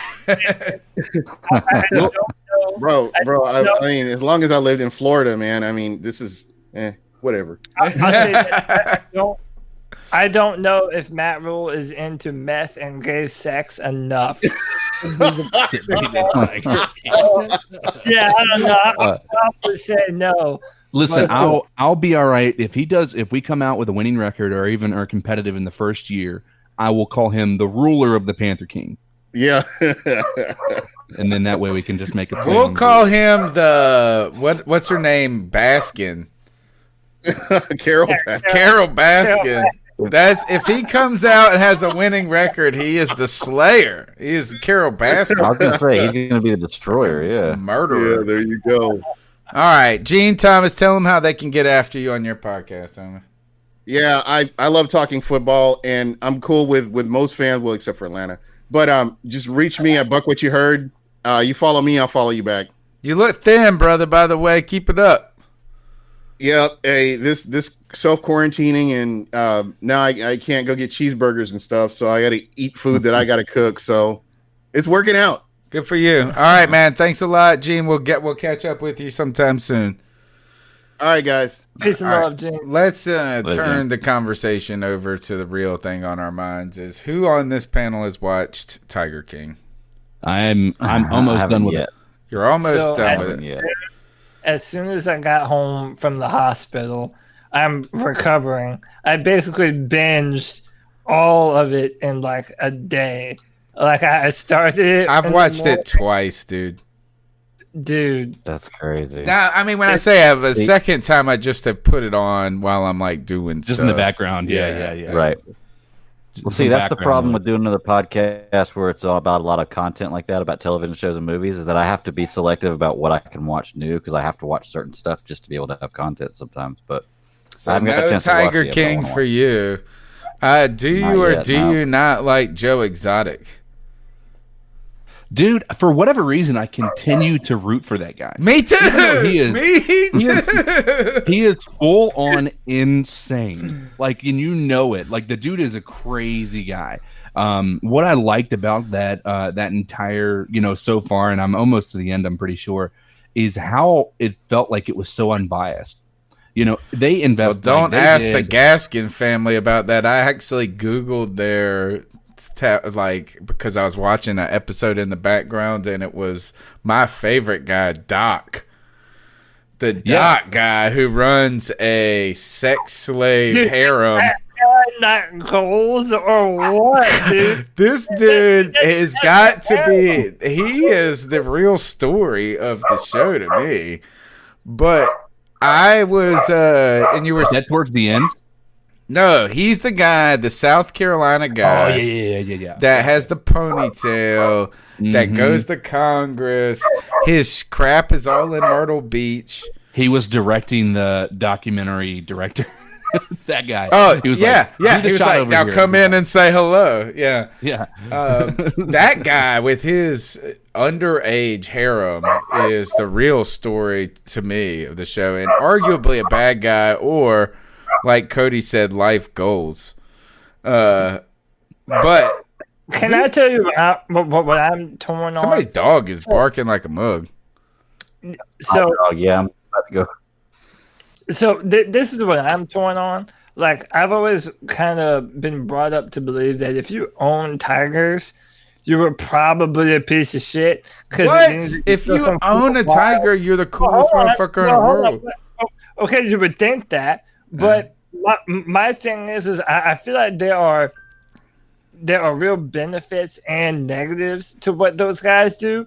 Because on one hand, you have an endangered animal like a tiger, and yeah, even though they'll never be in the wild, they're breeding more of them. And I'm split. How do we feel about this, Cody? How should we feel? The only problem I would have is if it's true that they're euthanizing some of the cubs, because as they grow older, you have to feed them, and it costs a ton of money. Dude, they spend thousands of dollars. Yeah, he said $70,000 a month is what he was having to pay to feed these tigers. Yeah, and he had like 200 of them. And dude, he's doing the Walmart truck. You know he euthanized all that shit. You know they're doing that. They are feeding those mugs baloney. They are feeding them tigers. So here, I'm split because I love. It's like it is the coolest animal in the world to me, the tiger. So owning one would be a. Shaq owns them, right? Shaq was in the shit. I wonder how happy he was about that. Oh yeah, dude. Yeah. So I went to I got on the Big Country website today or whatever rescue because I was watching Big that Cat. Doc Antler guy. Yeah. And he said, if you're a number one on Big Cat, and I've been having all these problems with my browsers lately, so I've been like and I was like, all right, well, let me Google tigers and see who comes up first. They were very, very high on the search engine. Now Google has some weird outlays and stuff, so it's not just 1, 2, 3, easy to say. But I clicked on it. Their website is weird as shit right off the bat, but they have public service announcement about the Netflix show, and they're very upset with they feel duped by the guys who made the documentary, the two people. Everybody does. And now today news came out that they're reopening, or they're interested in reopening the case for missing Carol Baskin husband. Oh, yeah, I heard that too. By the way, season 2, husband, right? Tiger killer. That woman definitely killed her husband. And by the way, that woman is such a hypocrite because she's doing the same shit that she's going after all these other people for doing. It's not worse. See, Did you see those videos? Like, I mean, there was overgrown bamboo and trees. They said that was misrepresented. Watch the video on their website. By the way, Trill One's got it right. Tyson had a tiger. Scarface had a tiger too. So, by the way, the Bhagavan Antle dude, he was on. That's the guy. That's the guy. Yeah, he was on Theo Vaughn's podcast after and answering a bunch of questions. And he said they were also misled by a lot of stuff because they said he wouldn't comment on euthanizing tigers. Because they had that snippet where it was like he's gassing these things. Right. And then they said at the very end, that he was raided by the FBI. And apparently that never happened either. It was not for his tigers, but for his children, wives. But dude, how about that dude? Like gave the tigers for like Jim Carrey movie, like dude, he's been in the White House. He's been like all over the place. My question to you is this question, real quick: who's your least favorite person in the show? Carol Baskins. Okay. Yeah, just so unlikable. Yeah, just not likable at all. Like I just, you have to obviously. And we're going way off base here with this being a Panthers podcast, but I'll tell you, Joe Exotic could have handled things much differently. He could have went about things much more. He went too far blowing that doll out. When he shot that doll in the head, too much. God. And now this video is surfaced of him begging to say the N-word. Oh my God. My favorite part has to be his music videos, dude. Dude, I'm not a country fan, but did anybody else want to just go buy his stuff like on iTunes? I heard that they were faked, dude. Oh gosh. But it's definitely an interesting situation. But Carol Baskins, hands down, just because of how now granted Joe Exotic was attacking her very heavily, but the way she was, they were just ruthless and going after whoever. Yeah. She is weird, dude. What I want to know is how much meth do you have to smoke before you're like, yeah, fuck it, I might be a gay man. I don't know. Like, dude, that's the craziest shit in the world to me, man. That's straight from the words of someone who's never smoked meth. Straight from the mouth of will, bro. All right, so I don't like. Hey guys, yeah. Real quick, I was gonna say I don't want to interrupt y'all. I don't know anything about the show, but I do got to get going. I told y'all I might have to leave a little earlier. I got to get up super early. I want to say. All right. Later, homie. Good night to y'all, man. Later, Stat Daddy. All right. Peace and love, bro. Yeah, man. I appreciate being on. I can't wait to see y'all next week. Yeah. I think that is so intriguing, and there's so many. I told you guys to watch Don't Fuck with Cats. This is in that level in that level, yeah. Yeah, it's like in that interesting universe. Documentary. It's in that level of things aren't what they seem. Yeah, batshit crazy. things just went insane in this situation. Like everybody, like the people you were like, was anybody else surprised by the person losing her arm? Like, you were wondering the entire time, this girl's sitting here without an arm. What's going on here? Oh, she got mauled by a tiger. Okay, cool. Yeah. What about when he came in and then announced it? And he goes, and he was wearing a paramedic jacket.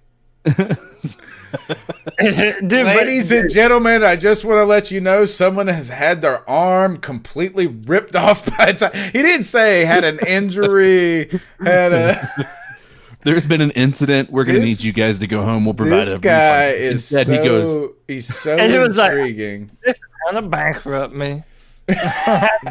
We'll never recover from this. How about what a badass that chick is to have her arm and come back to work, and 5 days later she's back at work. Like, man, fuck her, dude, whatever. Who needs an arm? God, how desperate are you to go back to that motherfucker? All right, sorry. We had to digress because somebody brought up the Panther King and the Tiger King. Here, we got 2 calls while we're doing all this, so let's just knock those out. Maybe 3. Gosh, what are you guys? They're calling to talk about the Tiger King, I bet. We opened up a can of worms. It's also amazing. Like, it is, what I love about it is I watched it before it became popular. The number one thing. Yeah, like to where it was so crazy. So I got to watch it a little bit more without being tainted by the outside views. But here's the next call. So I had to get a new hearing aid. And so like when you get a hearing aid, they let you color it. Like they let you pick what color it is. So I said, yeah, I want Panthers colors.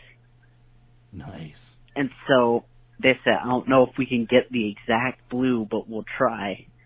And we'll make the body of the hearing aid black. So I go in a couple weeks later, right? And they say, we actually got you a legitimate Panthers blue hearing aid. So the part that goes in my ear is legit Carolina Panthers blue. And the body of it is black. And I can't wait to wear that. Like, I want to go to a Falcons game in Atlanta and wear that and sit to the left of a Falcons fan. So all that, like, if they look to their immediate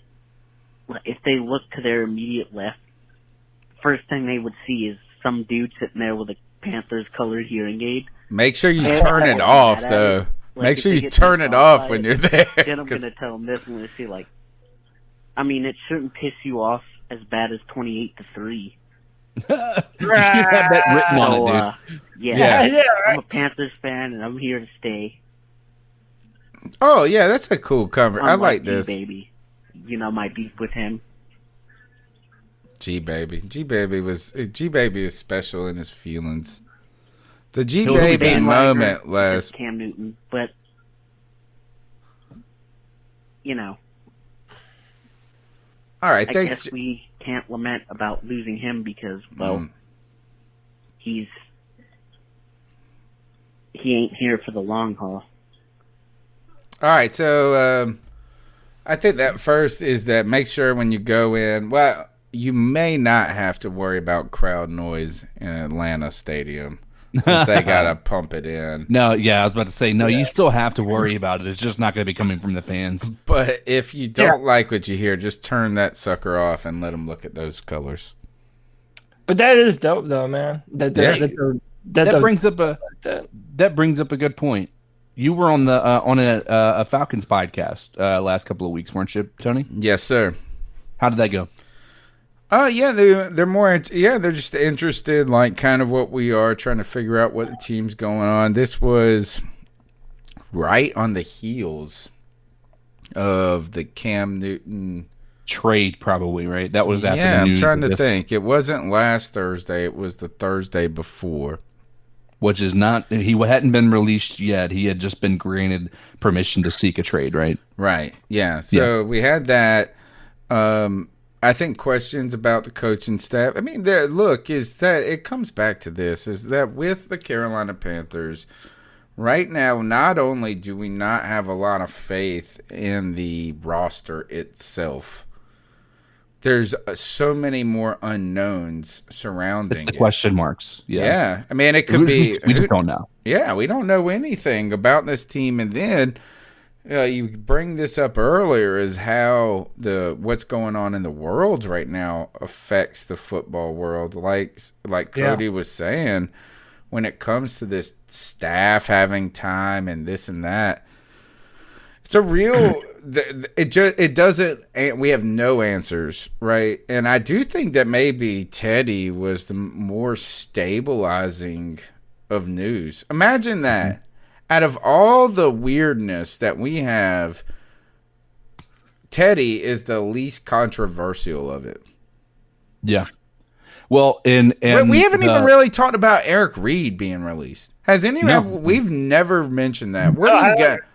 Did it one time, and he was on. We had him for another year. Right. He had another year on. I felt like we had just well. re-signed him. I felt like we had just signed him. And on top of that, we continued to say, all right, well, we've got Eric Reed, and if you add Trey Boston, we can maybe get away with that. That was what we were saying for when people were saying we got to re-sign Bradbury. So Bradbury all of a sudden is a Giant. We go, okay, we're going to try to make this work. Are we going to sign Trey Boston? Are we going to sign Trey Boston? Dragging that out. We sign him and cut Eric Reed. What the fuck? I don't even understand. It's another hole on the team that we have to fill, and it also means. Why do we do it? Why do you think we did it? Because I don't think our front office and David Tepper has any intentions on competing for a Super Bowl next year. And I don't think it's like Eric Reed ain't gonna make you compete for no Super Bowl. Okay, can we have traded him? Can I be honest? Can I be honest about this situation? Please. I think once again it goes right to what I just talked about a few minutes ago. Eric Reed does not fit the personality of being able to. Josh just wrote that in the chat. You guys are right. Huh? Yeah. I mean, it's not the exact situation that's happening with Eric Reed right now. He is challenging the fact that the CBA is the original one that they voted on. He's saying that it's actually been amended and that wasn't something they've agreed to. Like, he comes, and I'm not saying he's wrong. I'm not saying he's right. I just think that he's controversial. And he has no problem being that vocal person who's going to be able to speak out. He isn't. It is relentless too. It is relentless. Too. It's now gotten to be almost just. We don't know how to put it. It's delicate. This is socially delicate, so it's not. But the idea is, are we getting fatigued by it?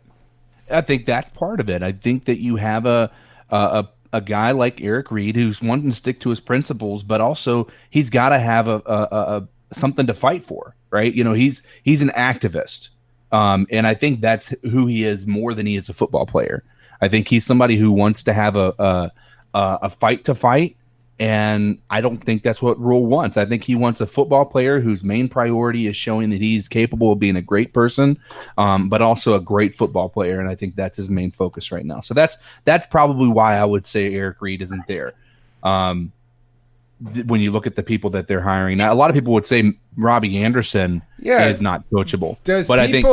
He was coached by Rule. He loves Rule. Exactly, and that's why I think that he was. That's why I said. Have you guys heard about Robbie Anderson's arrest though? When? This is old. This happened in 2018. Oh no, I think I remember something about it, but I can't. All right, here, hold on. Yeah, all right. Cody, you got anything to say on the matter? Because I'm pulling this up right now. I mean, I do not feel that we're a better football team because of it. I would have preferred to have had Eric Reed on the football team. I don't know. I mean, you would have had more continuity having Trey Boston and Eric Reed in the backfield, and you're not retaining James Bradbury.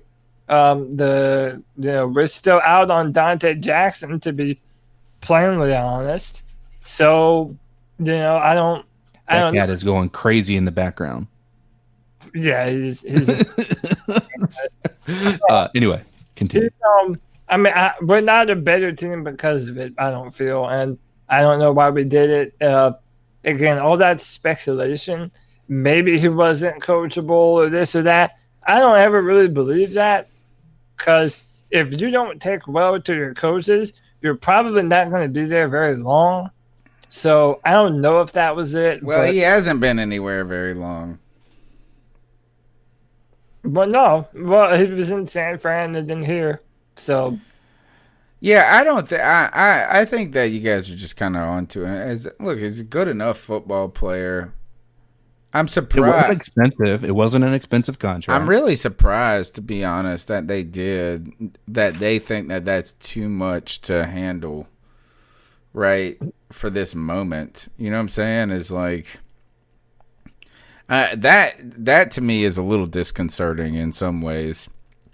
But here, this is what the coachable Robbie Anderson, and look, is that I think guys, they can grow up. I think that we do a lot of things that are stupid when we're 19, 20, 21, 22, 23, 33. I'm 38, so I'm no longer that stupid. But here, this is the headline. Breakout Jets receiver arrested and charged with going 60 miles over the speed limit and eluding police, reportedly made sexual threats about the police officer's wife. According to NJ.com, the police report said Anderson was clocked going 105 miles an hour per hour, 105 miles an hour in a 45. Anderson then ran 2 red lights, eluded police, driving all over the road, and then non-violently resisted arrest. While he was in the back of the police car, he made sexual threats about the officer's wife, saying he was gonna fuck her and nut in her eye. Now that you say it, I remember. I do remember it. Now that this was January 19th, 2018. That is. So here is that. I mean, if somebody's talking about politics. It was relentless, though. That's what it was. It was everything. It was like every single thing that came up. It's to the point where I'm kind of like with Democrats right now, and I think I lean more as a Democrat. Is this like I'm just so tired and fatigued by everything. This is how I felt with Republicans talking shit about Obama. It was like, my man can't even fucking say the Pledge of Allegiance without you talking about his cadence. I hate them all. Yeah, that's that. I mean, at this point in time, I've learned that it's a fight that we're never going to win when it comes to it's Democrats with Trump. I mean, I'm not saying Trump is a saint, but and vice versa. Absolutely. And Trump is the same way with any like every single one of these are just chasing after dollar signs. If you don't think that it's suspicious that all of this is happening, not necessarily the COVID, but like the markets go down because Trump says something, you don't think it's planned for the market to crash so that he can profit off of that? I mean, if you don't think that, you're not like he says one thing, right? And the other people say the opposite. He said, well, but like he'll say something that causes the markets to just drop dramatically. Like it just drops. And then the next day he says something that makes the market feel, oh, okay, so we're good now. And then the market jumps back up. You don't think he just put $1 million or somebody he knows put $1 million into that stock market while it was down before it jumped back up of another 40% to where it was before? I mean, it just... Let's get back to Robbie Anderson, though. Who was it? Was it Coney Ely? Let's listen to this. Is that if Robbie Anderson has problems with the law and speeding, we've got some assistance for him. This is something we clipped. This might have been Greg Hart. Who was this for? I cannot remember. Maybe. Oh, it's Cameron Artis Payne, I think. Traffic violations, parking tickets, nonviolent crimes, or even the common 102 and a 65 speeding ticket? Hagler and Finagler Law Offices can help.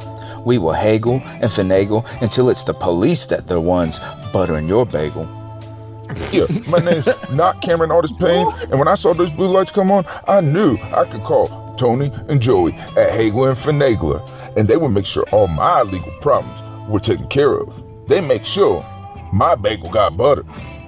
That's right, Hagler and Finagler, making sure your bagel gets buttered.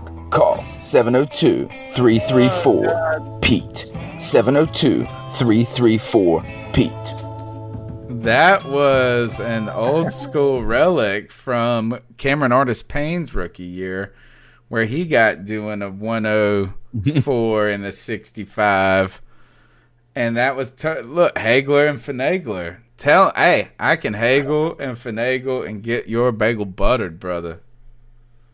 Come on. If you got problems, Mr. Anderson, I will help you. I think it's good that he's coming to rule, because I think, like, one of the things that I was watching Pat McAfee's radio show yesterday, and then he had PJ Walker on, and was talking to Walker about how players and how Rule it will say, I'm not fun to play for.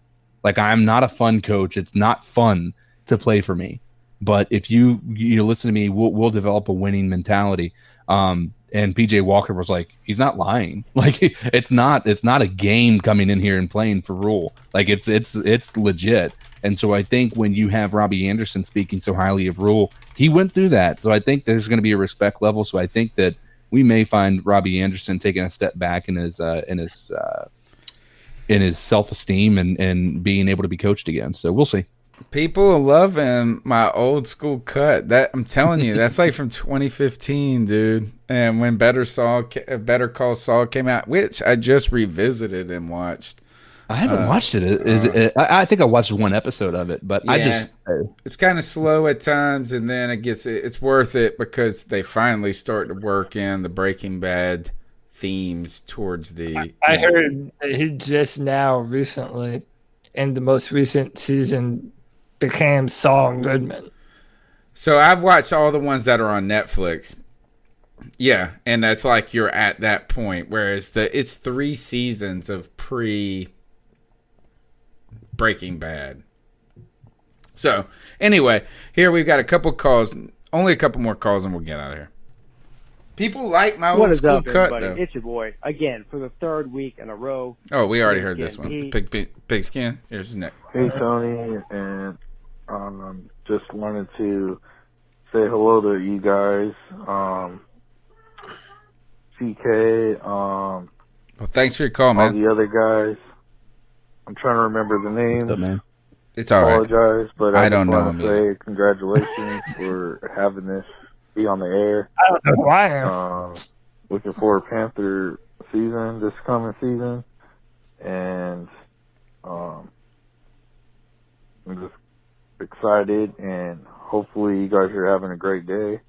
Go Panthers, Panther Nation, Vals. That's how I say it, and Panthers to the day I drop. God bless y'all. Hey, did we get a name on him? No, we didn't. What's the area code? Or it is 209. Area code. It's California. Nice. There. Right on. Well, look, thank you, for your call. Thank you for the call. Thank you for the support. I like that rally call for the Carolina Panthers, and kind of needed at this point because we just speculate who's going, are we mad, are we sad? Kind of like that is that grounding of bringing us back to like, hey, got to cheer for the team. Well, you don't got to cheer for the team, but we are. I'll tell you what, we're going to be so happy, especially with the way the draft is going to be done this year. We're going to be so happy to have this draft party. We're going to need this for our entertainment, certainly, because the draft party is going to be studio based. So everybody's just going to be drafted. Dude, nobody's going to be on stage. We're just in line with the social we've been ahead of the curve. We've been doing this social distancing show for by years. A few 100 miles. So exactly. We have to time and see how long it takes Tony to fall asleep this time. Joey Escovel says it sounds like Anthony Rochelle. All right, thank you. Look, and I trust his hearing with that cool ass aid he got. Looking good. Next call, last call. What's up, fellas? Kyle from VA. I just want to get y'all's take on this, man. Ever since it's become like a reality, even when Cam was still on the Panthers, but like pretty much everybody knew that he was gone. And now that he is gone, man, like you can. I know I'm not the only one that's noticed it. I know us Panther fans noticed it off the bat. But as soon as he was pretty much not a Carolina Panther, the media anymore, loves him. The media was just jumped straight on Cam's dick. His posting all his workout videos like he's been doing for I don't know how long. I mean, he posts them every day. I'm like, yeah, Cam Newton's coming back with a vengeance, and Cam Newton is looking healthy, looks good. Look at it. Look at his physique. Look how muscular and all this. Always has looked like that, ain't he? He's never been. Yeah, they are one... jumping on Cam's dick now that they're in the Panther. I mean, I think it's could have been gay for him the whole time, like I was. We knew the whole reason this whole time, man. They don't. I don't know what it is. They just don't like Carolina. Small market, maybe, but. Yeah, man. I think a lot of it is our own local media, best, man. If I can see him win the Super Bowl, I'm telling you, I would be so happy. I really do wish him the best. I wish he could have stayed in Carolina his whole career. Mm-hmm. And be honest, when we drafted him, I really never thought I'd see the day to where we would have to be thinking of Cam Newton in a different uniform. Yep. No, amen. I mean, it really fucking hurts, man. It does. Think about how Patriots fans feel. There's nothing we can really do about it now. Just wish them the best and wish the best for the Panthers, you know. Still cheer our team on. But I don't think it's wrong if you cheer Cam on too, you know. Oh, no. Oh, hell, anyway, guys, I know it's a little late right now, and I haven't been able to listen to the podcast. Haven't been able to watch the show live tonight, but hopefully I'll make it on. I will catch y'all on the podcast tomorrow. Keep pounding. Thanks, homie, man. Thanks for that support. Appreciate it, man. I mean, that's a great. I mean, it's something I think we all kind of have touched base on with the media. What do you think about the national media? Because I don't listen to it as well as I probably could. So it's across the board. I mean, people are all of a sudden just Cam supporters to the end.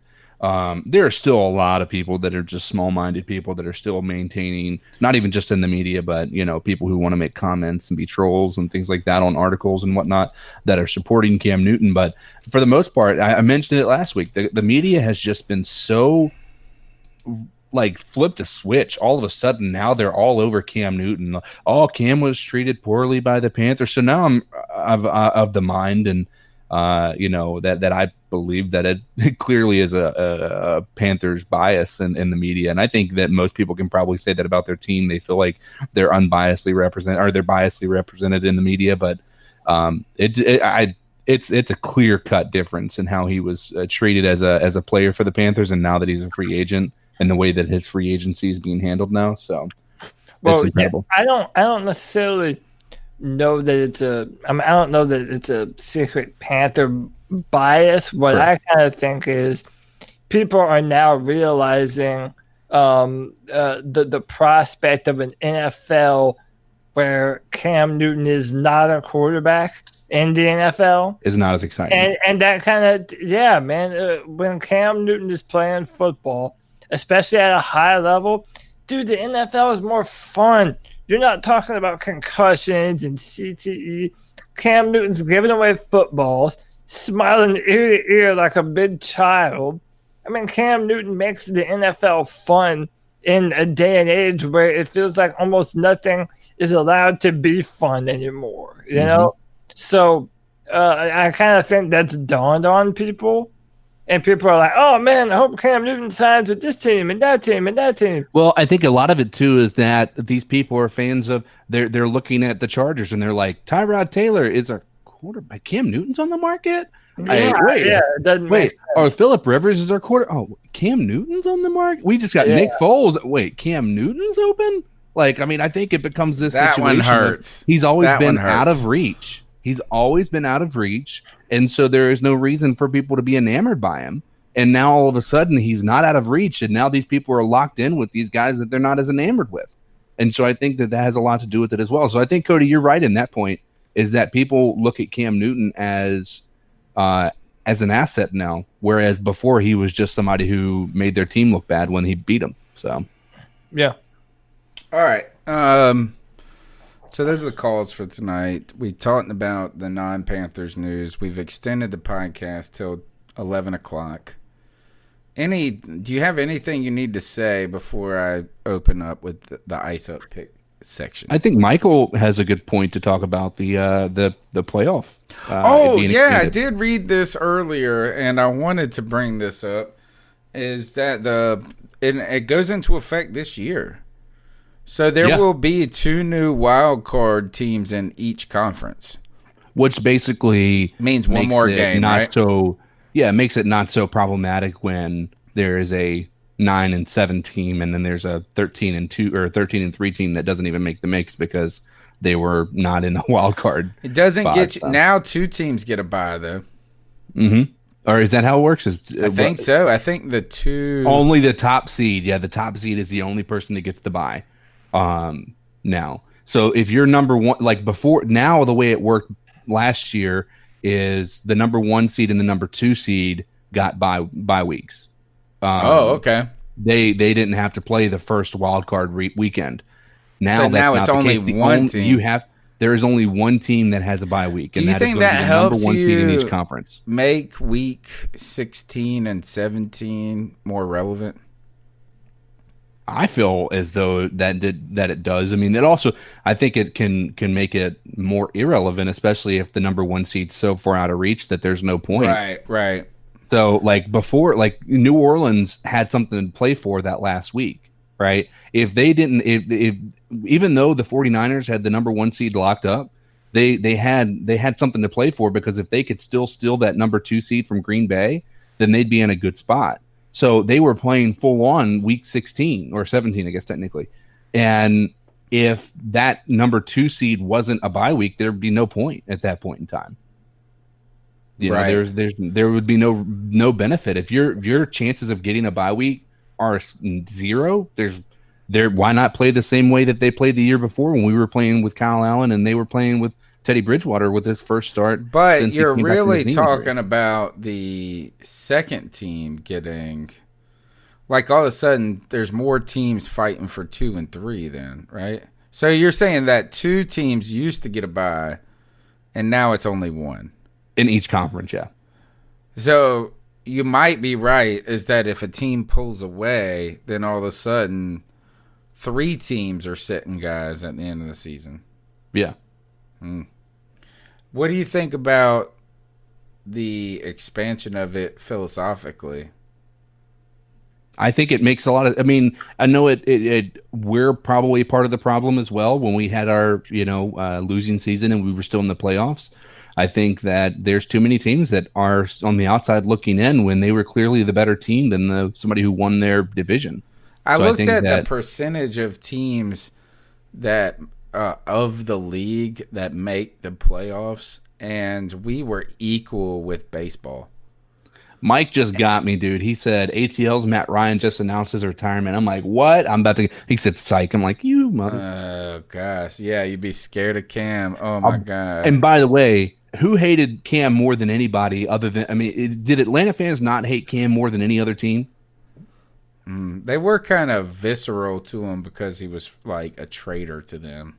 Yeah, well, apparently now they want him. Like, a lot of fans are like, let's get rid of Matt Ryan. Let's bring Would you rather have beautiful ass Cam Newton or Matt Ryan in his negligee? Or it's also, there was an article on it might have been NFL Network about Bucs fans. They said Bucs fans hated Tom Brady, and now every single one of them are coming out and saying, "Oh, we love him, we love him." And I get it. Like I said, it's just a matter of, you don't want him to be a Patriot because Patriots are not your team and they've got too many wins. But it's kind of that same scenario where if you have an opportunity to get somebody talented like Tom Brady or Cam Newton, you might change your opinion on how you feel about him. Cody, thoughts on the playoff expansion? I mean, at the end of the day, it's more football. So shit, I'm into it for that reason alone. Other than that, I don't think you're going to see a 7 seed make the Super Bowl anytime soon. Do they reseed at all with this new stuff?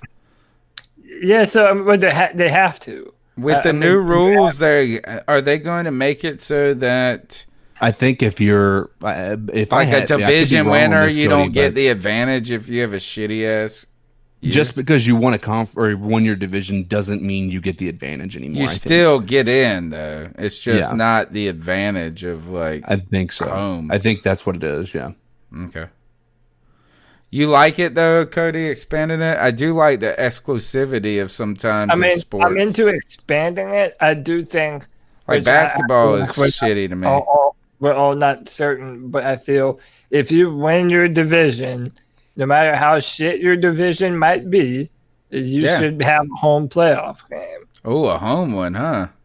Well, if you win your division, you're guaranteed at least one home. Yeah, that's what I think. But so you would host a wild card maybe in week 1.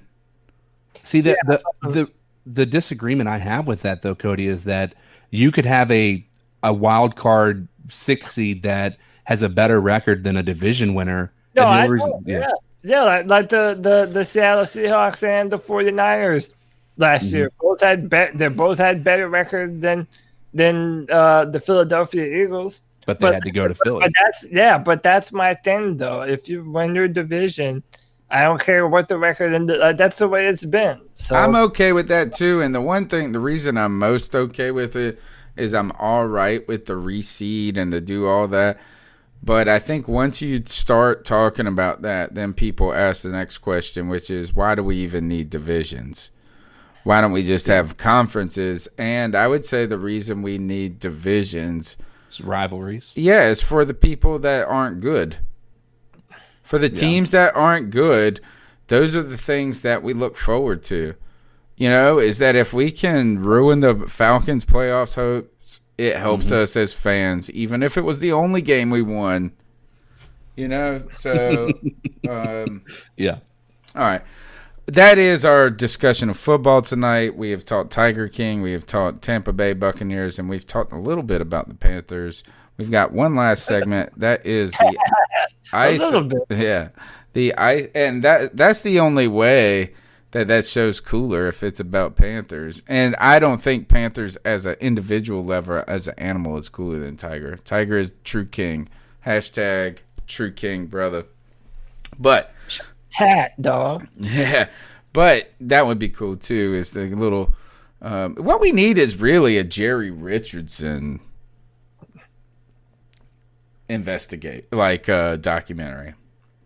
That's what I want. Yeah.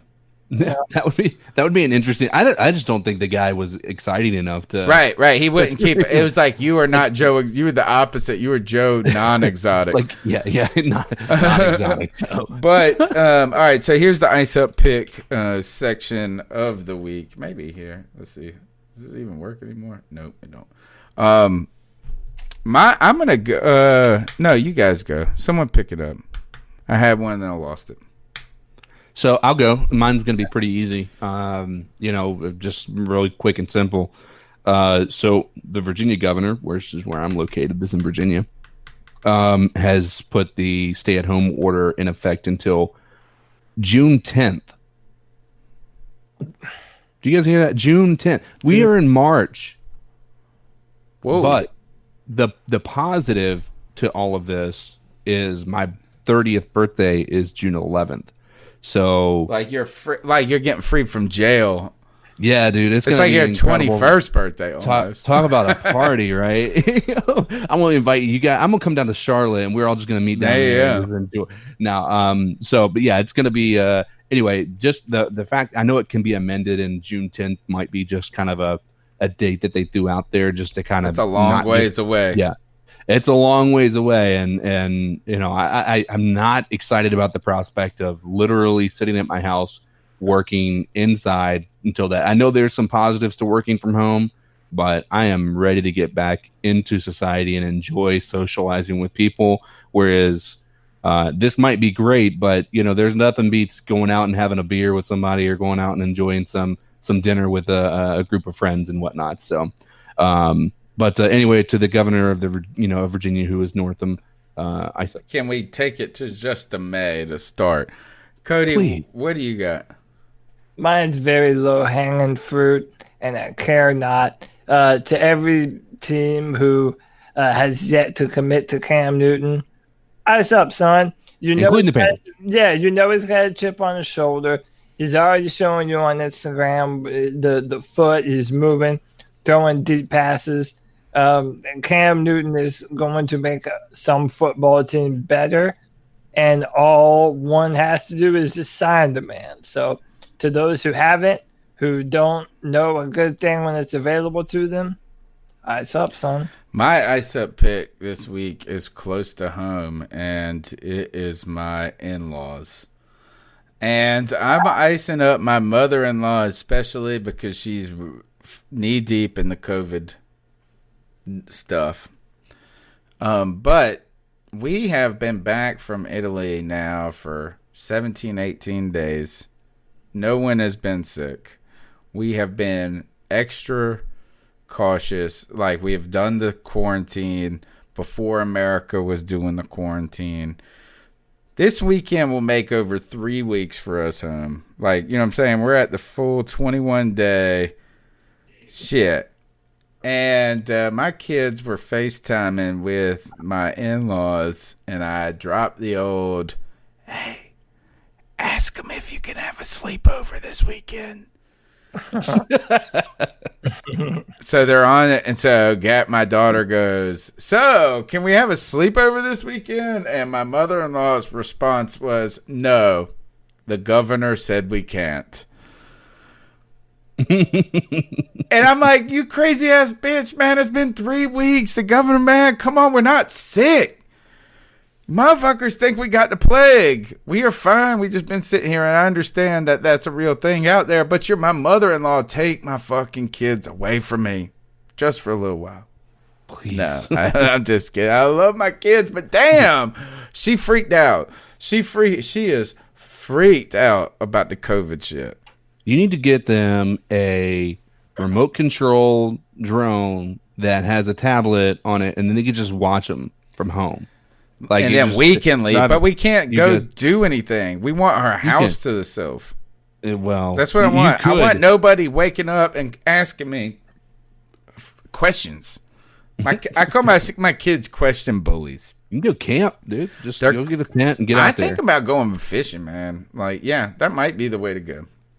But mother-in-law, we're healthy. There's no need to act like we got the damn plague. The governor said you can take care of your fucking grandchildren. So to you, I say ice up. All right. I can't have kids anymore, Josh. That's it. All right. It's the C3 Panthers podcast. You can follow our work on iTunes, TuneIn, Stitcher, TuneIn, whatever radio, Spotify, wherever you get your podcasts at. We're at CarolinaCatChronicles.com, which we have a article up for the first time in months and months and months.